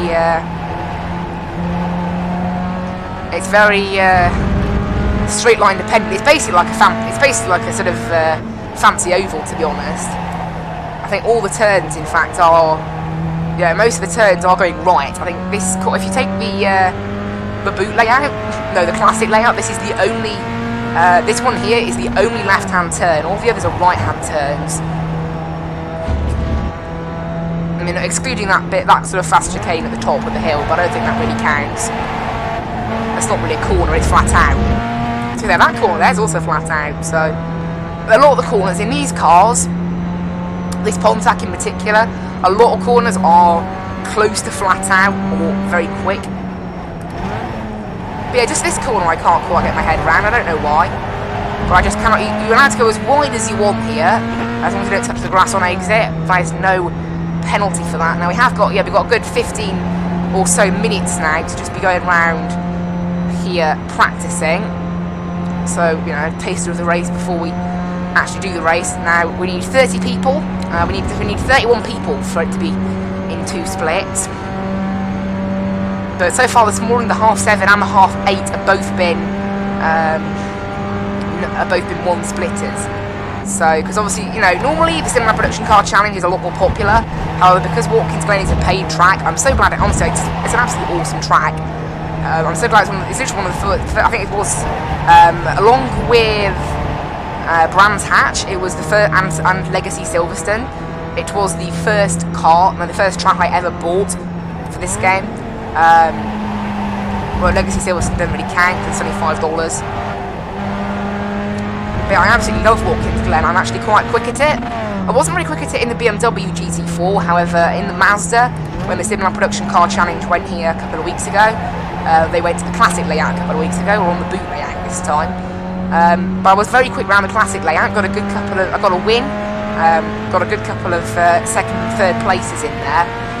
And then again this time in the Pontiac, obviously I don't fancy the Mazda. The Mazda is very good on those kind of like almost oval straight line circuits because you can have some pretty good drafting and racing in it. However, for the more technical stuff, I don't really like the Mazda. It's a little bit on the slidey side. I can't really get, I don't know why, but I do struggle to get the same pace out of the Mazda that I get out of the Pontiac.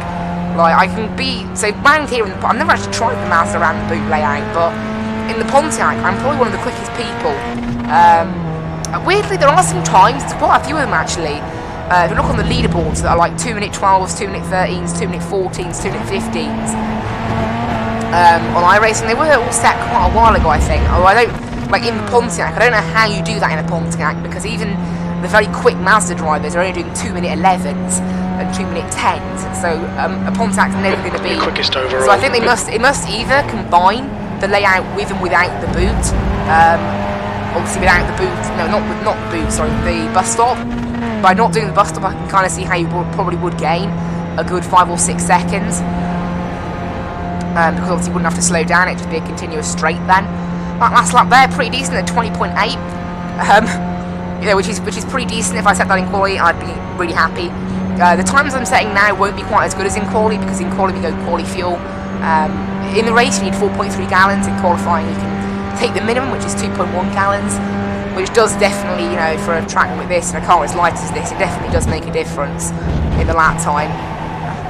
I mean, if I was daring, I could probably get away with 3.2 gallons in the race.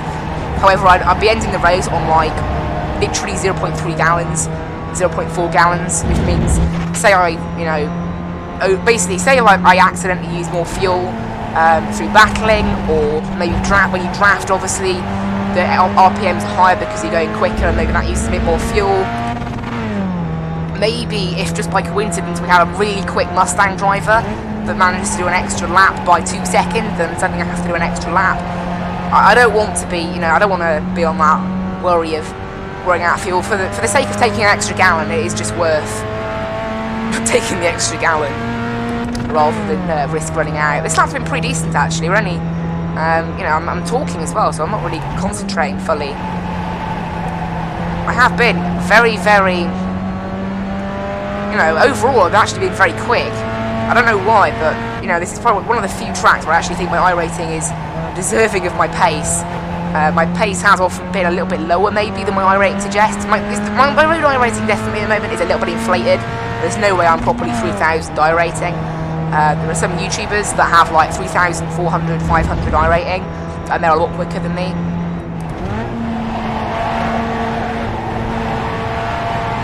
So my iRating is definitely a little bit exaggerated. However, in the Pontiac, honestly, if they did a Pontiac spec series, I would jump in that straight away. You can see they go 20.6, look. So a pretty decent lap.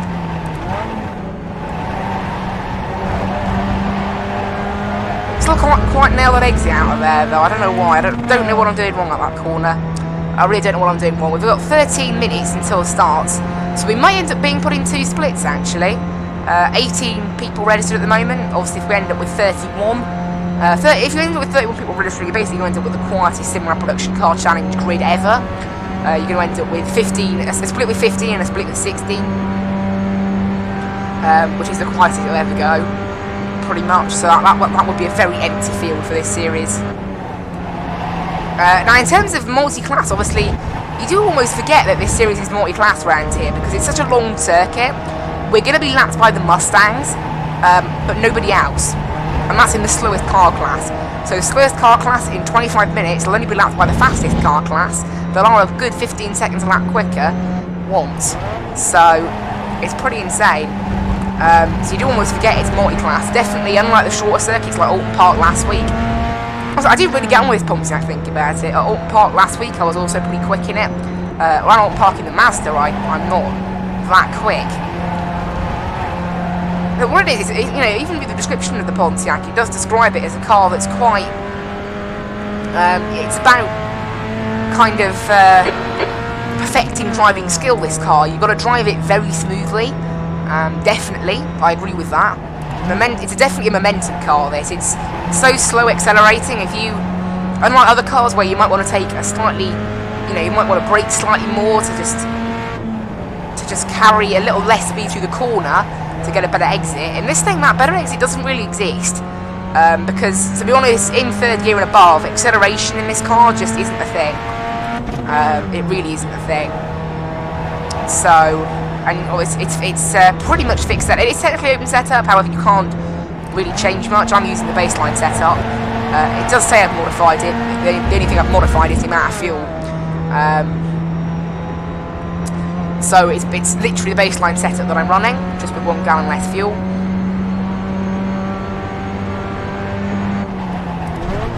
Whee! Got slightly on the grass there. Actually, delete this lap. That's how people are setting. I think that's how people are setting such good laps around here. I think they're slightly. It's like at Okayama, to get a slightly good run, you can basically just tap the grass. And again, you know, it's a little bit risky, but it basically flicks the car round, almost like you're driving a cart. You can kind of flick it round, and it does make your lap a lot quicker. I mean, I gained 0.4 of a second there. I did technically cut the corner a little bit, so that wasn't a representative gain. Again, also the driving line round here, to be honest, I could turn it off. It's not really that accurate. You can kind of tell how, based on the car, how the car feels, how it's going to get. I mean, definitely in the bus stop, the driving line is the most wrong. You can actually pretty much full throttle the bus stop in this car. And again, this corner here, again, the driving line is probably the one where it's most wrong. I like to go in nice and on the inside and then basically hug the curb. And that allows you to get a pretty decent exit. So yeah, that corner particularly is the one corner where the driving line is definitely wrong. There's no way that's the fastest way around the corner. Again, this one here as well, I suggest that you slightly like take your foot off the power slightly back there. Also, going slightly wider on that corner can sometimes be good if you're trying to get a good exit. Sometimes are starting to slow down a little bit now. We seem to be the only Pontiac in here. Also, we set a 20.6, which is our best in this session. Probably going to come into the pits now because, I don't know, my laps have started dropping off a little bit. I haven't really got any motivation, to be honest. There's no... obviously, we're not even in a race. We're just going around quite leisurely. It's what I like about this Pontiac, though. You can have some... This is why I want there to be a Pontiac spec series. I was in a race with 3 people a couple of days ago, because this Pontiac has actually been very popular here. I had a Pontiac race where there was 6 Pontiacs, which was equal to the amount of Mazdas. Absolutely mad that the Pontiac is this popular, but... Left side, clear on the left.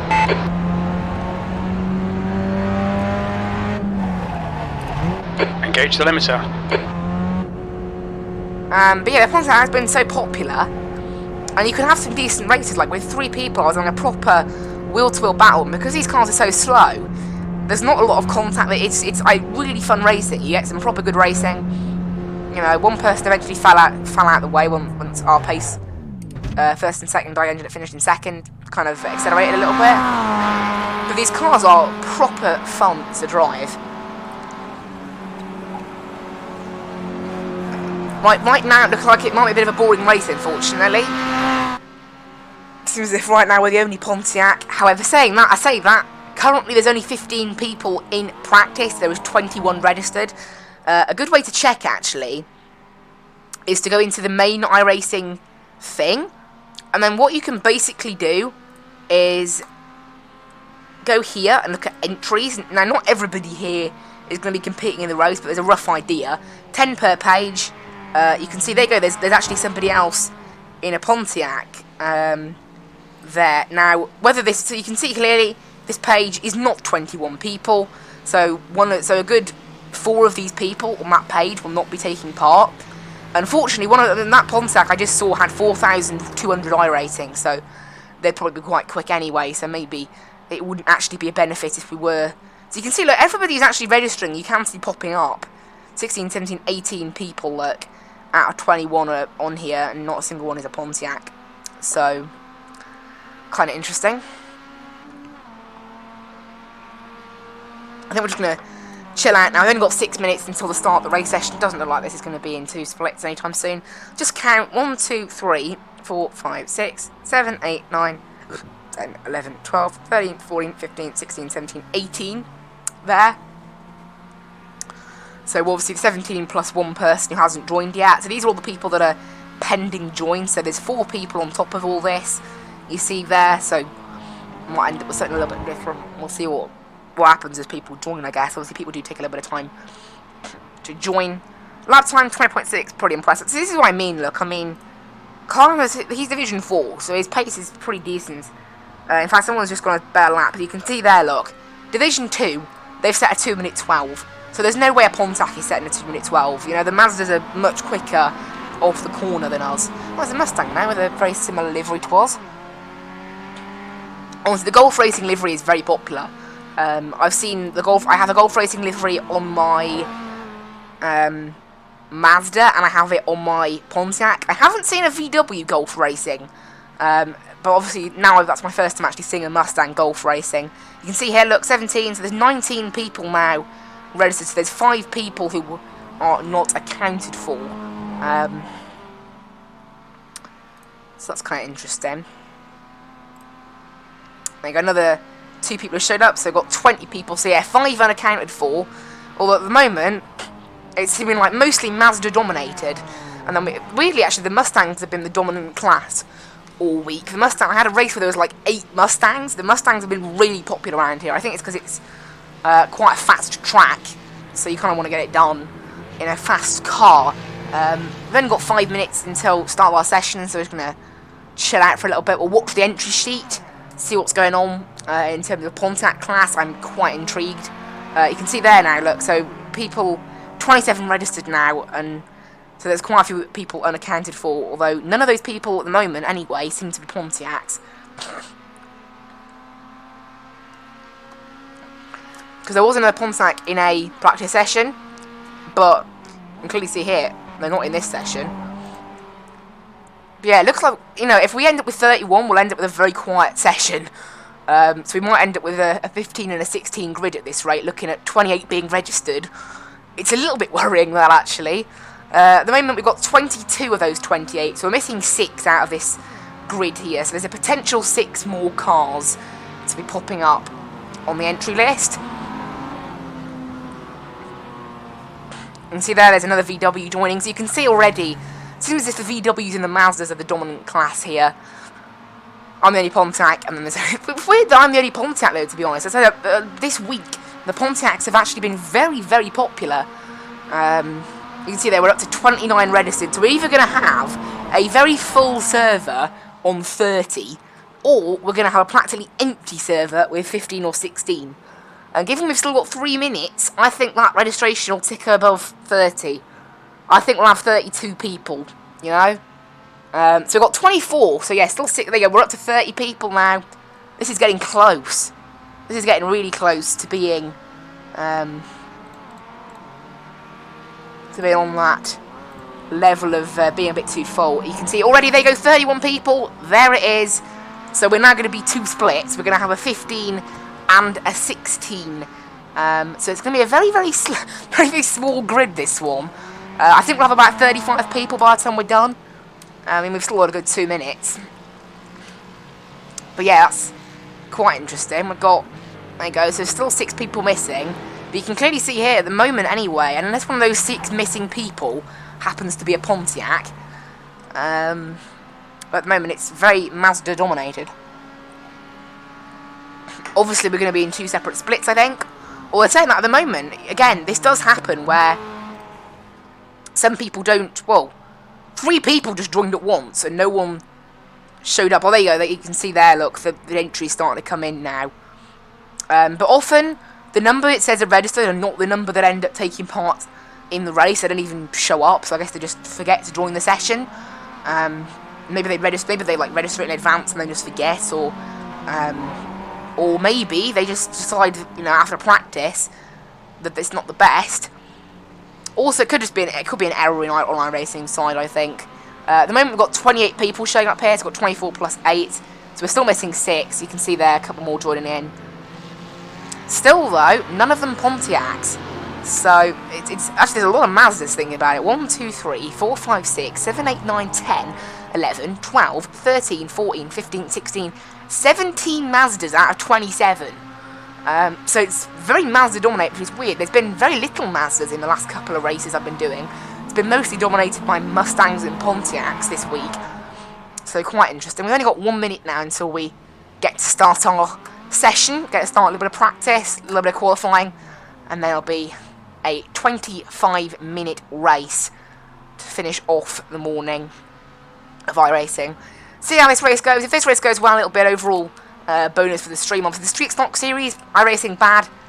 So iRating bad, safety rating good. Trucks, absolutely perfect race. So we'll see how this one goes in terms of that. Doesn't look like we're going to have any competition, unfortunately. However, you never know. Obviously, we did see one Pontiac in the menus that happened to have 4,200 iRating. So if they decide to jump in here, that could be pretty interesting. Although at the moment it's only showing, weirdly, we'll know whether there's 1 or 2 splits based on how many people are in the server. So at the moment it's going to be a server of 17 and 17. There's going to be 2 lots of 17 in a server, and it's 10:30 now. So we're either going to have a session with 17 in it, or a session with 28 in it, because 28 was the amount showing registered to the practice session. So what do we have, 28 or 17? And that will show whether it's accurate, that race registered thing. I've always been interested to see whether it's accurate, and this will probably be one of the best examples to tell, because you've got a set number. We'll know we'll have exactly 17 people if that counter is accurate. and we'll have 28 if it's totally gibberish and the practice. If the practice session is correct, it'll be 28. If the thing at the top is correct, it'll be 17. And then if neither of them correct, who knows? Right, we're just loading into our session now. There we go, 100%. And it is 2 splits. And we have no competition. So there we go. It is 2 splits of 17. 17 are very, very slow. Very small grid size, actually. So, unfortunately, it'll be a bit of a boring one, this. The aim for this race is basically going to be stay out of crashes to gain safety rating, as iRacing will not be allowed to be up or down, since we're the only person here. Safety rating does still count, though, so it's still worth Exit's clear. Stay doing behind the the white race. line. So there we go. Unfortunately, guys, I was hoping, given the last couple of weeks, there's been some very, well, the last couple of days, there's been some very juicy races in Pontiac. Even if it's only between 2 cars, it's been some very, very fun battling, but we're not going to have that here. I'm a little bit disappointed by that, really. I honestly thought we were going to have a bit of a bigger grid, but anyway, that aside, it doesn't really matter. I guess no one else feels like the Pontiac. Same with the Mustangs, weirdly. I think there's only 3 Mustangs, and there was 8 yesterday The track evening. temperature's decreasing. It's now 43 Celsius. So a little bit strange. We've gone back. Cinema Production Car Challenge has gone back to its old ways of being Mazda dominated. It has not been like that for the whole of this week. You know, there was more Pontiacs than Mazdas actually yesterday or the day before. So quite interesting. But there we go. Mazda dominated. It is.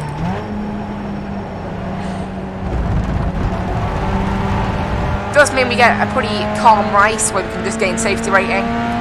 I know that's boring. I'm a little bit disappointed myself, but you know, still going to do the race obviously because it's still good fun, good experience.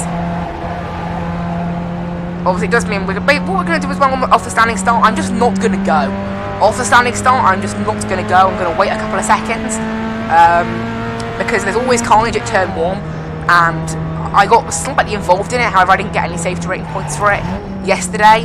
However, I don't even want the risk of it today because obviously, what's the point in me even trying to be really quick just to get crashed into? I haven't got any aim of being fighting for positions because there's no positions for me to fight for. So I guess on the safety rating front, it's pretty perfect this race. On the action front, sadly to say, a little bit boring. However, you know, I hope this is a good, I don't know, turn it into a tutorial about how to drive around this track. You can see actually, there's actually a bit of a mix, actually. There's 4 Mustangs in there, so that's a little bit wrong of what I said about 3. And you can see it's actually a mix of VWs and Mazdas, so it's only the Pontiac class that's really been left out. As I said, it's a bit weird. Clear. We've got 2 laps to get the job done, mate. You know, I looked at the split earlier, and there were 2 Pontiacs in the split.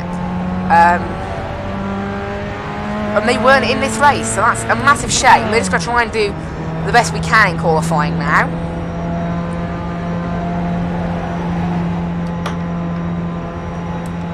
Because I want to see what I'm capable of. I don't think I'm going to be able to do better than that 20.1. That 20.1 lap without a draft was absolutely insane.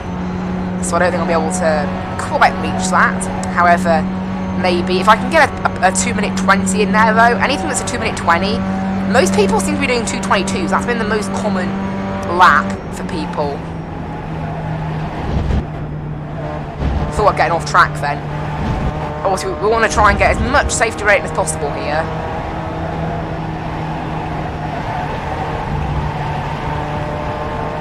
That's the aim.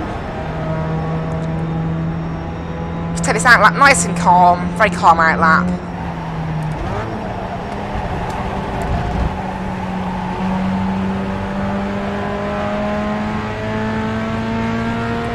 And it is a standing start, this race, which is why I'm going to delay the start a little bit. I'm going to just slow down off the lights. Especially if I'm starting 17th. That means I'm a lot closer to the front of the pack than I would normally be in, say, 26th, where the Pontiacs would normally be starting, back towards that end of the grid. However, it's a very, very small server, this. Only 17 people. As I said, it was very unusual, really, to be having that, but never mind. It is a shame. What can you do, though, I guess?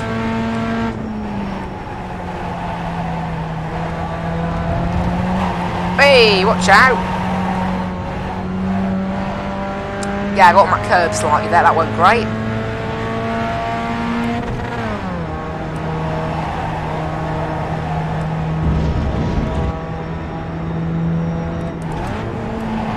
Alright, let's go for a lap.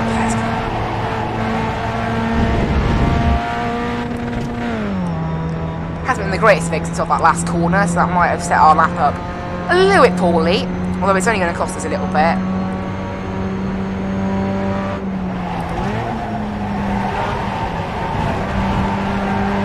Try and got on the power a bit earlier. Nope, that is not how you get a good exit. So I don't really know how to get a good exit out of there. Unless that 20.1 I set, I think that is the good exit perfected. I wish there'd be a ghost, honestly. It'd be quite useful to have a ghost in qualifying. Well, technically, because it's a race, you know, you want to try and have as little assist as possible. I only have, well, auto clutch. It's sort of an assist, but I have it because, obviously, if I'm racing GT4 cars, GT3 cars, and then jumping straight into a Pontiac or something, I don't want them to be different. Obviously, in real life, generally, you only have one car that you drive at a time, maybe two, in racing. And generally, they'll be all within the same category.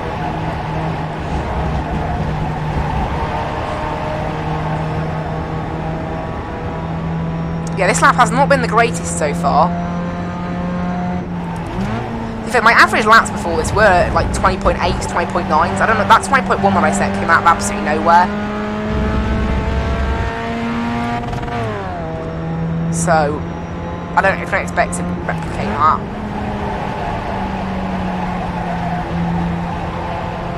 However, this lap has been really bad, so I mean, to be fair, it's still, as long as it's under a, if it's a 21, that's where it starts to be a bit concerning. And it does actually look like it is going to be a 21, so I don't know why this lap's been so slow. Like that third sector, I lost half a second somehow.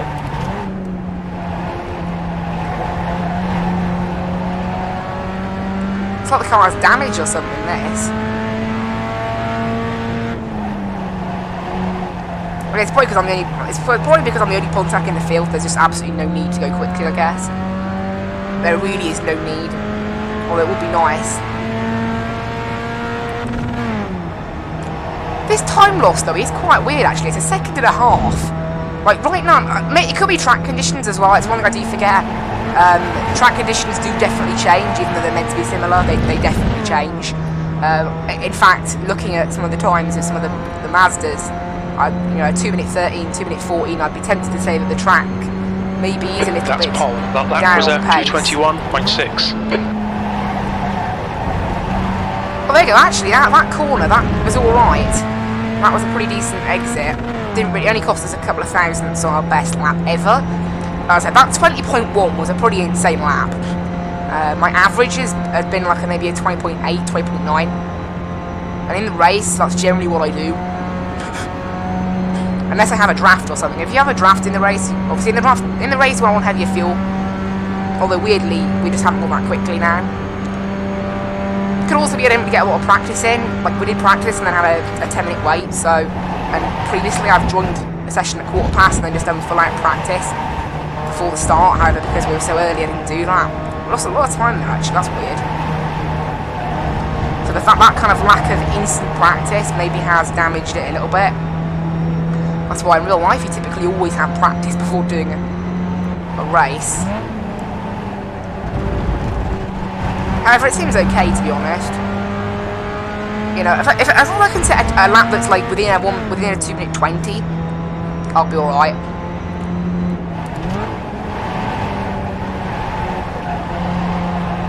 If I actually get on the power, I get on the power really well out of there. That was really early for the power. I think there must be something up with the track because again,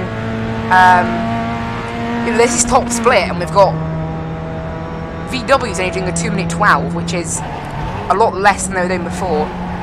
So maybe there is something up with the track. I don't know. Obviously, track conditions are they are not random on iRacing, but they do change. It's based on how much use the track gets. Is the way it calculates how grippy the track is, and obviously in a server of only 17 people. That means that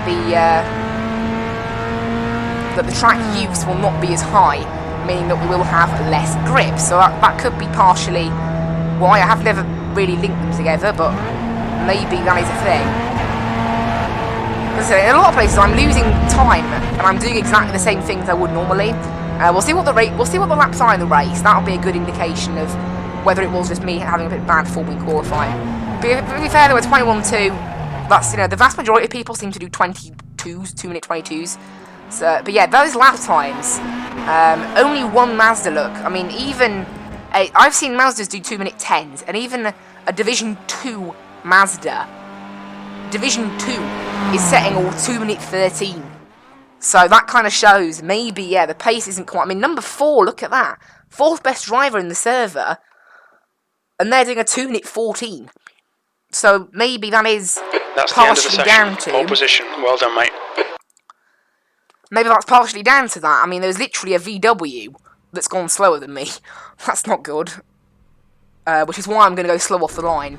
But maybe, yeah, maybe the track just isn't quite as rubbered in. Now, because qualifying takes so long, because oh dear, because the lap is so long, qualifying, literally as soon as you finish qualifying, is straight on the grid, which is pretty cool.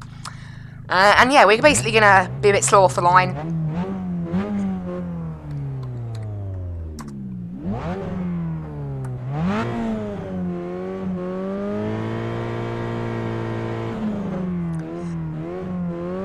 So it should be pretty good.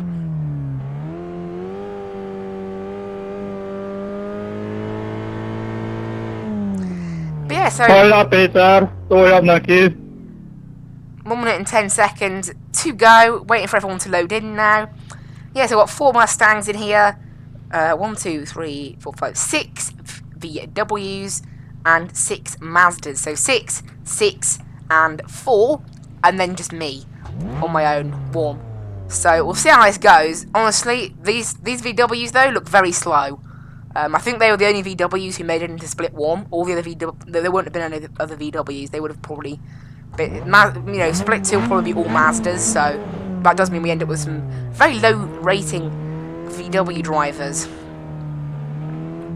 Although overall, the split must be pretty decent on the strength of field because obviously, you know, I mean, I've got 3,000 iRating. I've got 2960 iRating, and that's only enough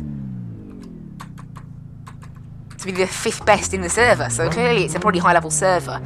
Right. 25 minutes. You're in. I think everyone made it to the server then, because we're starting 10 seconds early. So, Okay, Morgan, are you ready? Watch for the lights. Green, green, green.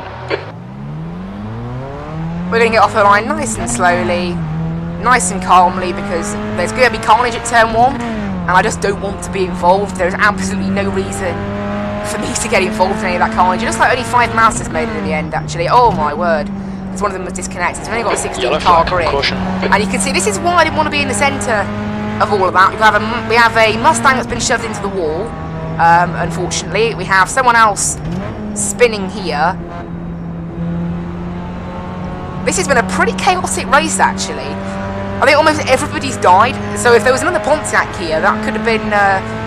Nicely going there, Jaxers. you know, pretty much lost the race instantly if that had happened. So I'm really glad we stayed back. I'm really, really glad that we stayed back. So there we go. So also, I'm not sure how many cars will be left in this race. I think only 16 started. So I'll be interested to see how many finish.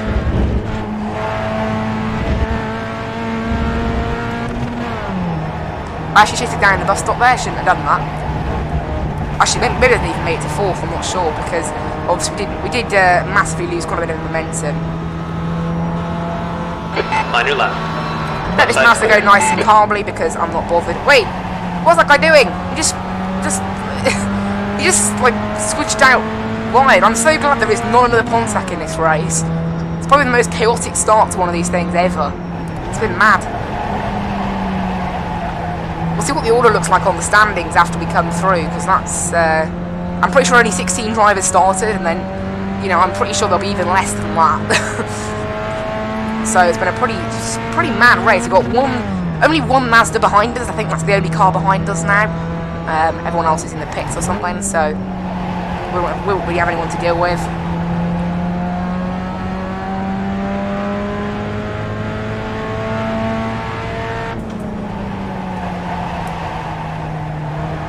car definitely has a bit less grip though, so, you know, maybe it is the track use, with obviously less cars. And I'm hoping that those really slow VWs who were slow in qualifying don't have the same issues here, because that will be bad.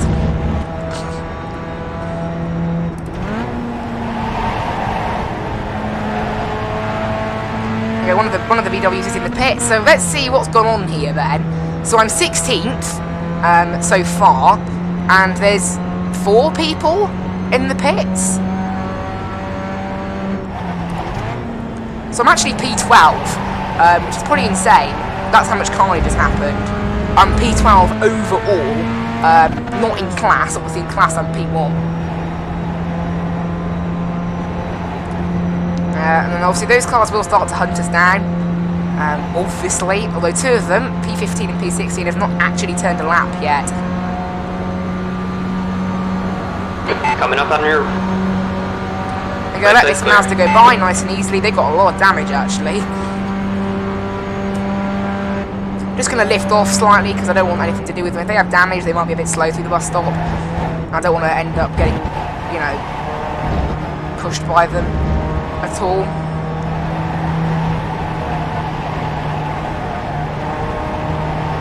We've got 7 seconds behind now to a VW. Okay, I think everyone's out of the pits that needs to be out of the pits now, so throughout the race we'll get like a train of people coming for us. Hey! What did you do here? Okay, I think carnage just happened there, judging by the reaction. Shouting, it's in another language, so I can't tell, but... that shit show at the start. Oh no, he's crossed. Well, I don't know what sort of laps I'll be doing.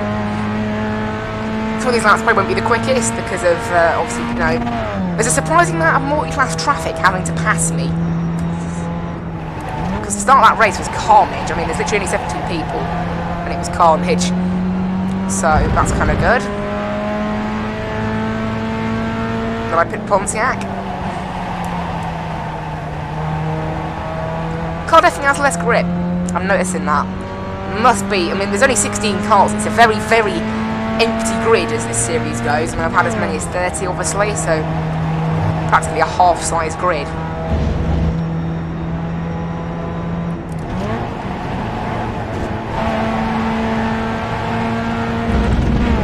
If this lap will probably be in the 22s actually, because I had to slow down going to the bus stop.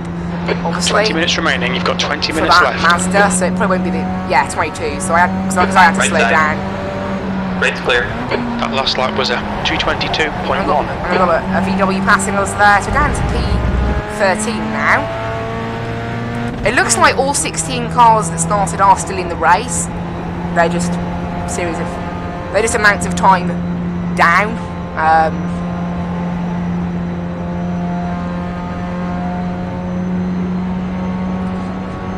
So eventually we will get all 3 of them, I think, passing us.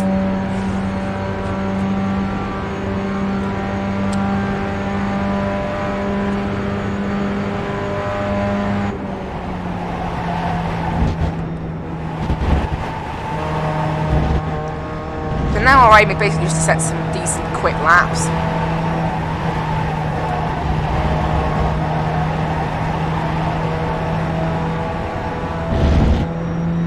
Pretty much flat through the bus stop apart from a little bit of braking.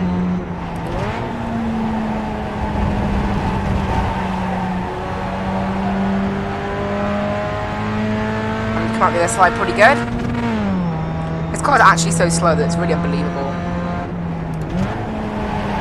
It's still fun, that's the thing. Like, it's actually really fun to drive, despite the fact that it is a little bit slow. Let's see what this lap's like actually.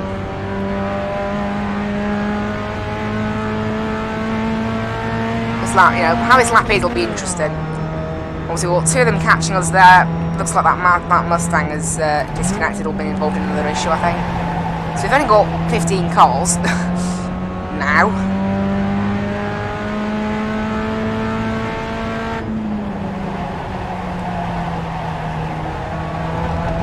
But there's actually a very slow VW up ahead as well that we're actually catching. So, I mean, I don't know how slow you have to be slowing those VWs. Those VWs are considerably faster than a Pontiac. Obviously, they're going to be a pain for me because they're going to be really slow in the corners, but trying to pass them will be really difficult because obviously they're going to be so quick on the straights in comparison to me. And in fact, actually, they've just gone into the pits. And one of the Mustangs has disconnected, so we're down to just 15 cars now. No, I was at 21.6, so that's pretty good.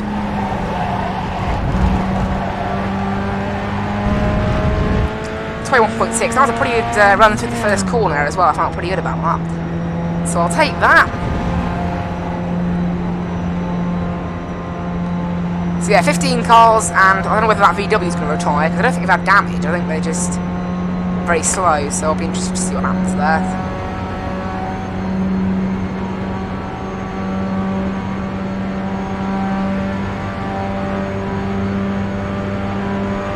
So we'll see what happens, but for now, The track temperature increasing. It's now 43 Celsius. as the track temperature is starting to come up, so that's going to give us a bit more grip. I don't normally hear that message, so that implies maybe the track was a little bit cold starting off, a little bit low on grip. So that could be an indicator of our qualifying performance. Why it was a little bit down on what it maybe could be. Should be, I guess. Okay, we've already got actually. Oh, I thought I'd gone off then. Someone else has disconnected, so we're down to just 14 cars. Wow, that's a small grid. 14 cars for this series. That's a very low grid. So we've got a Mazda and then a VW, and then we've got the leader of the Mustangs. So that's kind of quite interesting. Actually got the leader of the Mustangs there.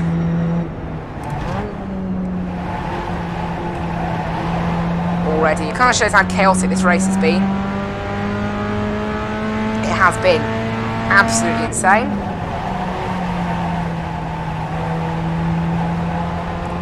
This lap's been pretty good though, I think.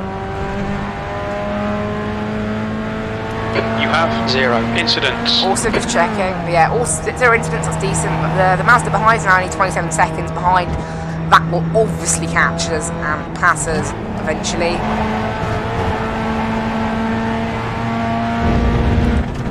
Obviously, again, you know, we're the only car in our class. It looks like, okay, so the VW's let them by. So we're P12 now, in the overall standings, which is mad, considering we really should be last, considering we're in the slowest car, by about 7 seconds a lap. So that kind of, actually that's a 22-0, Okay, that's Morgan, really weird. 15 minutes left, that's 15 minutes. Right, we're 10 minutes the way through, that's pretty good. But yeah, it is just weird that, the kind of fairly slow pace that I've had.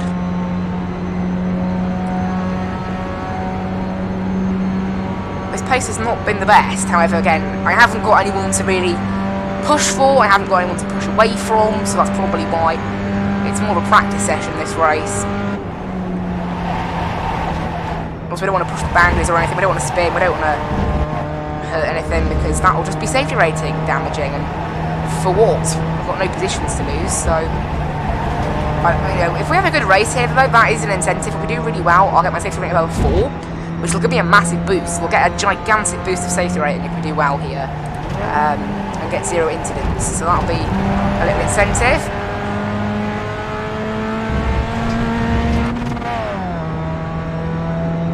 Obviously, those Mustangs are catching us like 15 seconds a lap, so we're going to get lapped by them any time in the next probably 4 laps or so. This race is going to be about 12 laps long, 11, 12 laps. It's not a massively long race. 25 minutes. You know, it's a fair distance actually, it's just because it's a very, very long track. It's 3.4 miles, which in cars this slow does take a fair amount of time to get around.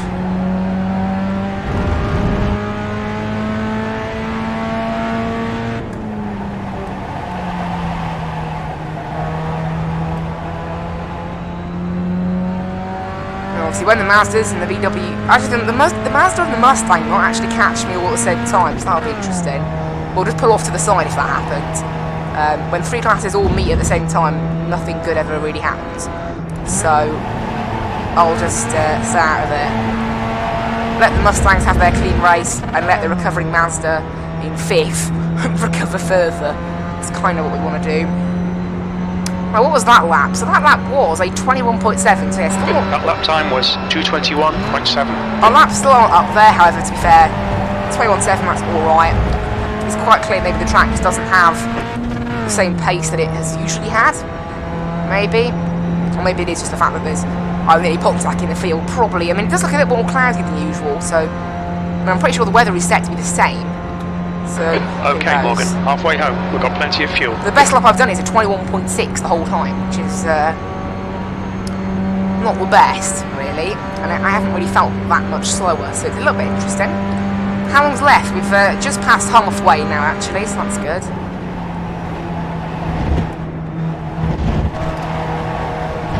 That was good through the bus stop, that felt quick.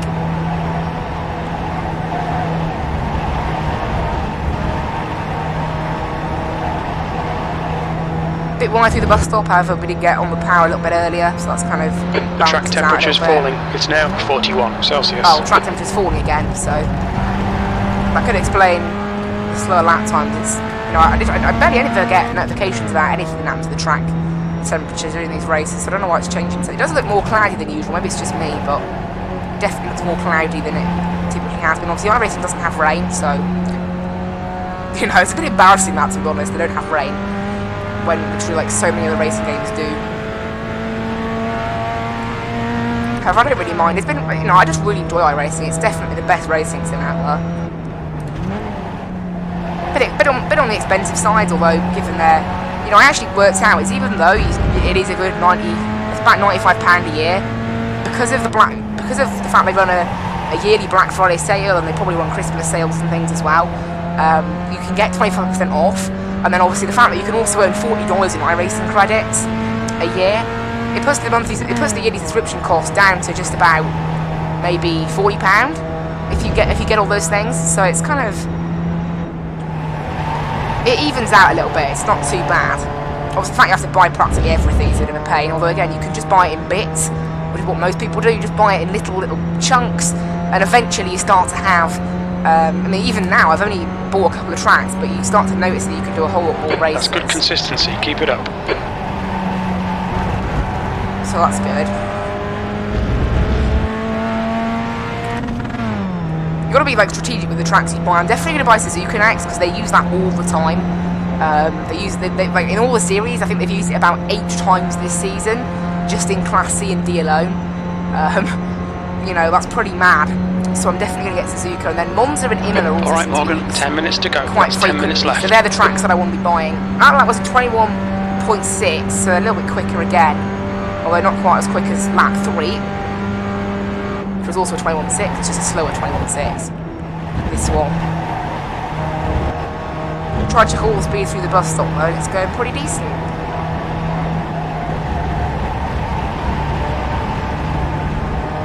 I think we could have got on the power a little bit earlier out there. They're actually not catching us that much. It looks like one of the Mustangs had problems, or maybe one of them is just a little bit slow. Because initially they had a good, they were about 2 seconds apart, they're now 10 seconds apart. One of them has already caught that Mazda, so they're going to get me before the Mazda does. So I'm pretty sure there's 14 cars on the track now.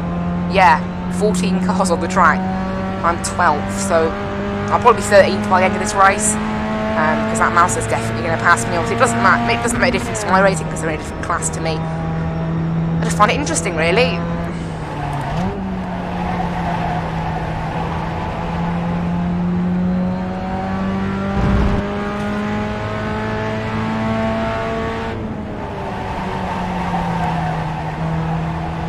Okay, slide in there, decent exit.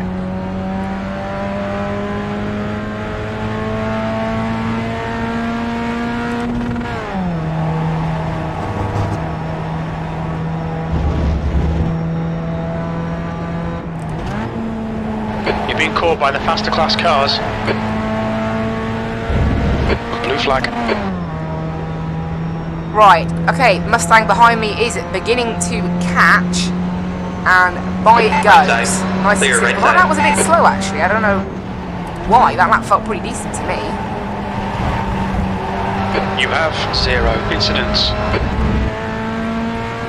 I have zoned out a little bit, to be fair. It's a very, you know, this is the sort of race where you just don't want to wreck the car. Like, all I need to do is just go around, gain safety rating, and stay out of everyone's way. Because I'm the only Pontiac here, I haven't got any battles to be thinking about, or anything. That Mazda is going to catch us up here now, it's only 2.5 seconds back, so... need to make sure we get out of their way when they do show up. They're not going to catch me on this straight, however. It does look like them and that Mustang might get me quite at a very similar time.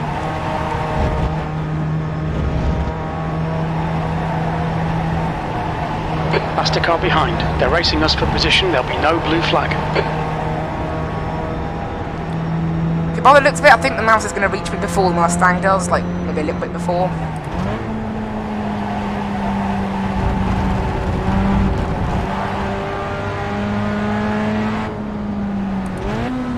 We're just going to basically slow down now, let the Mazda Blue go. flag. You know, let both of them go past, and then just continue again. Also, I've got nothing to really care about here. I just don't want to get wrecked by those two. Don't want to interfere with their race. I know it probably would have been okay if I'd just gone normally, but you know, just preventing incidents before they happen. It's probably the best way of doing it. Next car now is 46 seconds away, so I mean, it is a Mustang, so they would have a chance of getting me, although I don't think they could.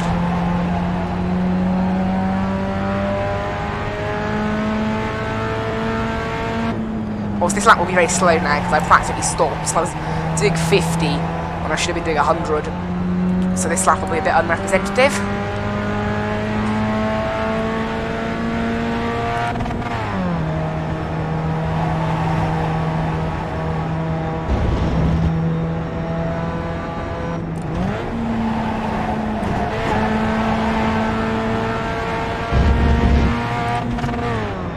So there we go, doing alright now, just 5.5 minutes to go. Been a pretty calm race this. You know, we've avoided lap traffic. Obviously that lap was very slow because we slowed down to let them go.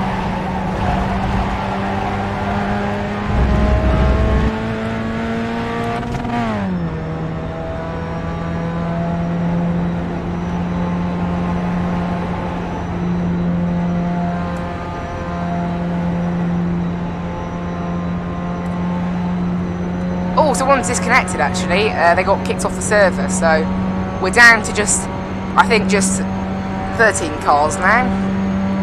That's absolutely mad, isn't it? Like 13 car field, that's so small for a series that normally has a 30 car field. Come on, Morgan. Just 5 minutes left. Hold your nerve. We can win this.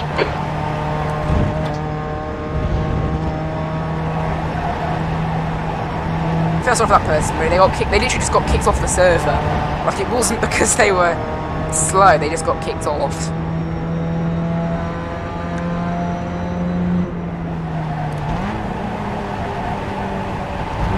That's why you need a decent internet connection, those play iRacing, because you don't want that to happen. You've got half your fuel left. As you can see, look, I mean, we probably could have gone with 3.2 gallons. So that's the next step down. So if we finish with like 1.4 gallons or something, it just isn't worth it. You know, you can see we're on 2.1 gallons and we've still got a good bit left. So it's really close. I mean, this tank will go another 20 minutes probably, so it's not bad. 1 gallon less is just... We think about 19 minutes of fuel remaining. 0.9 litres per lap. I'm actually not using that much fuel per lap. Typically I've been using 1 litre per lap, so I think it's going slightly slower maybe. Doing a bit of fuel saving. Thank you. I mean, we don't save us 1 litre over a race anyway, so it's not going to make a gigantic difference, and that's saying the calculation's accurate as well. We estimate 19 minutes of fuel left. 0.9 litres per lap. We go across the line. What is this lap going to be? It's going to be a 22.1, so we're doing That lap pretty was at consistent 22s. 222.2. We're doing pretty consistent 22s. And we went very low there. I wonder if that's a quick way of doing it. We'll see. That Mustang behind us is not going to get us. It's got a 35-second gap. And we've only, the next one will probably be the last lap. So in the end, only one car finishes behind us. We're P12. There's literally only 13 cars still in the race. So yeah, I mean, there's 17 in the server, only 16 joined, and then only 13 of those finished. So not been the best of races, has it? Although one person was kicked off the server for connection issues. It wasn't racing related.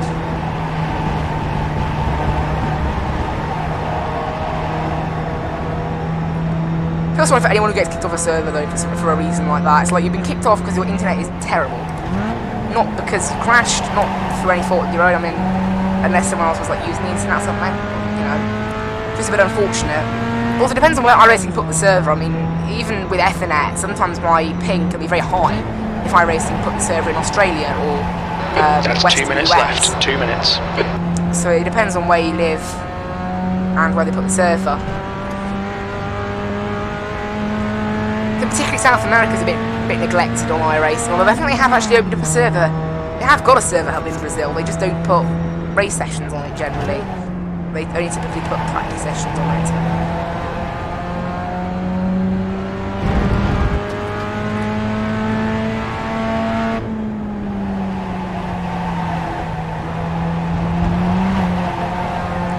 Pretty good through there. So we're going to go on to the last lap now. That Mustang's only caught us by about 6 seconds on this lap, so they're a very slow Mustang. I mean, I guess because second place is about a minute ahead of them, so it kind of makes sense.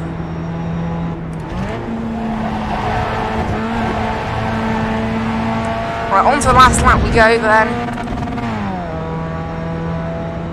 Been a fairly boring little race this one. However, in terms of safety rating, you know, couldn't really ask for much more. One more lap. Keep it together. We'll win this. That was a 2:22.3. I mean, I'm tempted to just tell my crew chief. I know we can't, but like, I would have won, and I would have won even if nothing, even if. Thank you. Basically, I would have won even if I didn't start the race. So, what my crew chief is saying is a little bit weird.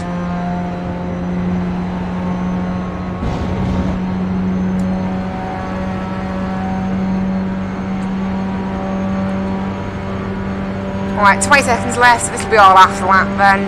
And you can see that we've got 1.7 gallons, so we'd have 0.6 gallons left if we'd taken less fuel. And we haven't even completed the lap yet. It's just too close for me, that is. That's too close to. And obviously I've been using limited fuel. We think about 15 minutes of fuel remaining. 0.9 litres per lap. Typically I've been using 1 litre per Track lap. temperature's rising. not It's 0.9. now 43 Celsius.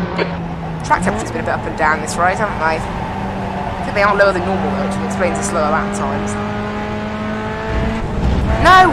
Oh no, I just wasn't concentrating! Pay attention to track limits. Lewis Morgan. Oh, I don't believe that. I just was not concentrating. I was talking about track temperatures. And then I got off track. Now, I think I'll still get enough to, because I've had incidents before in this series, in things like practice, and I'm positive that still counts. It looks, if you look at the figures, it seems to still count. However, you know, I've had like 2 incidents in practice before and it's still been okay, but it's really disappointing. Don't believe that. How can I get a track limit thing on the last lap? No, I should still be concentrating, really.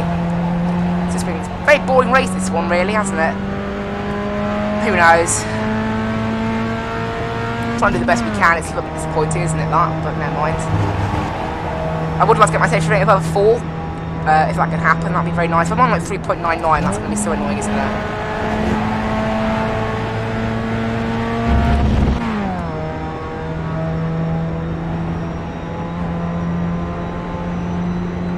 And across the line we go. Another 22. 2 minutes to go. 2 minutes. Well done, mate. You made them all look silly today.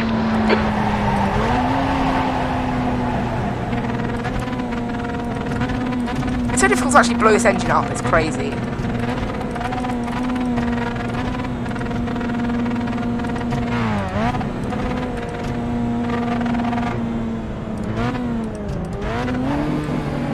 It's literally so difficult to blow up this engine. It's mad. Literally just doesn't want to blow up.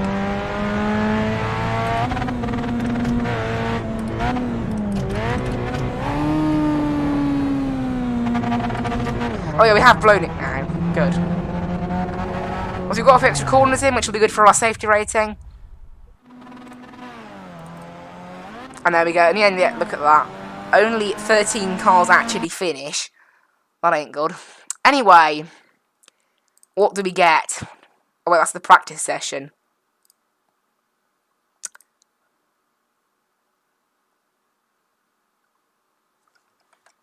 I'm just sitting here waiting. Waiting. Where are these results? Session's ended now. Man. Taking forever, these results, aren't they?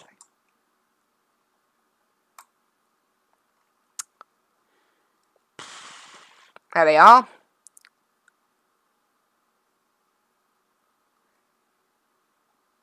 Really? Really? If I hadn't had that incident, I would have got above 4. I was like, if this is 3.99, I'll be so angry. And it's 3.99. Yeah, that is... Weirdly, though, despite the fact that the iRacing Sporting Code says that you do not use up safety rating in practice, here, I gained... Well, that's not that one. I gained 0.07, yeah? 0 incidents in the race, 0 in qualifying, but then in practice, 2. And so that means that in practice they count for 50%. Meaning that what it says in the sporting code is wrong. So that's kind of quite interesting.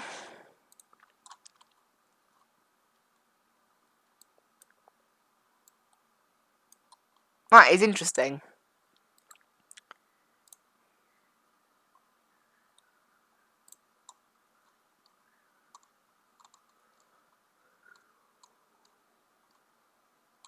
So here you go, look. See this. Practice, 0%. Open practice, 0%. Look at that. It counts for 0, so that's really strange. Unless it counts as a race warm-up.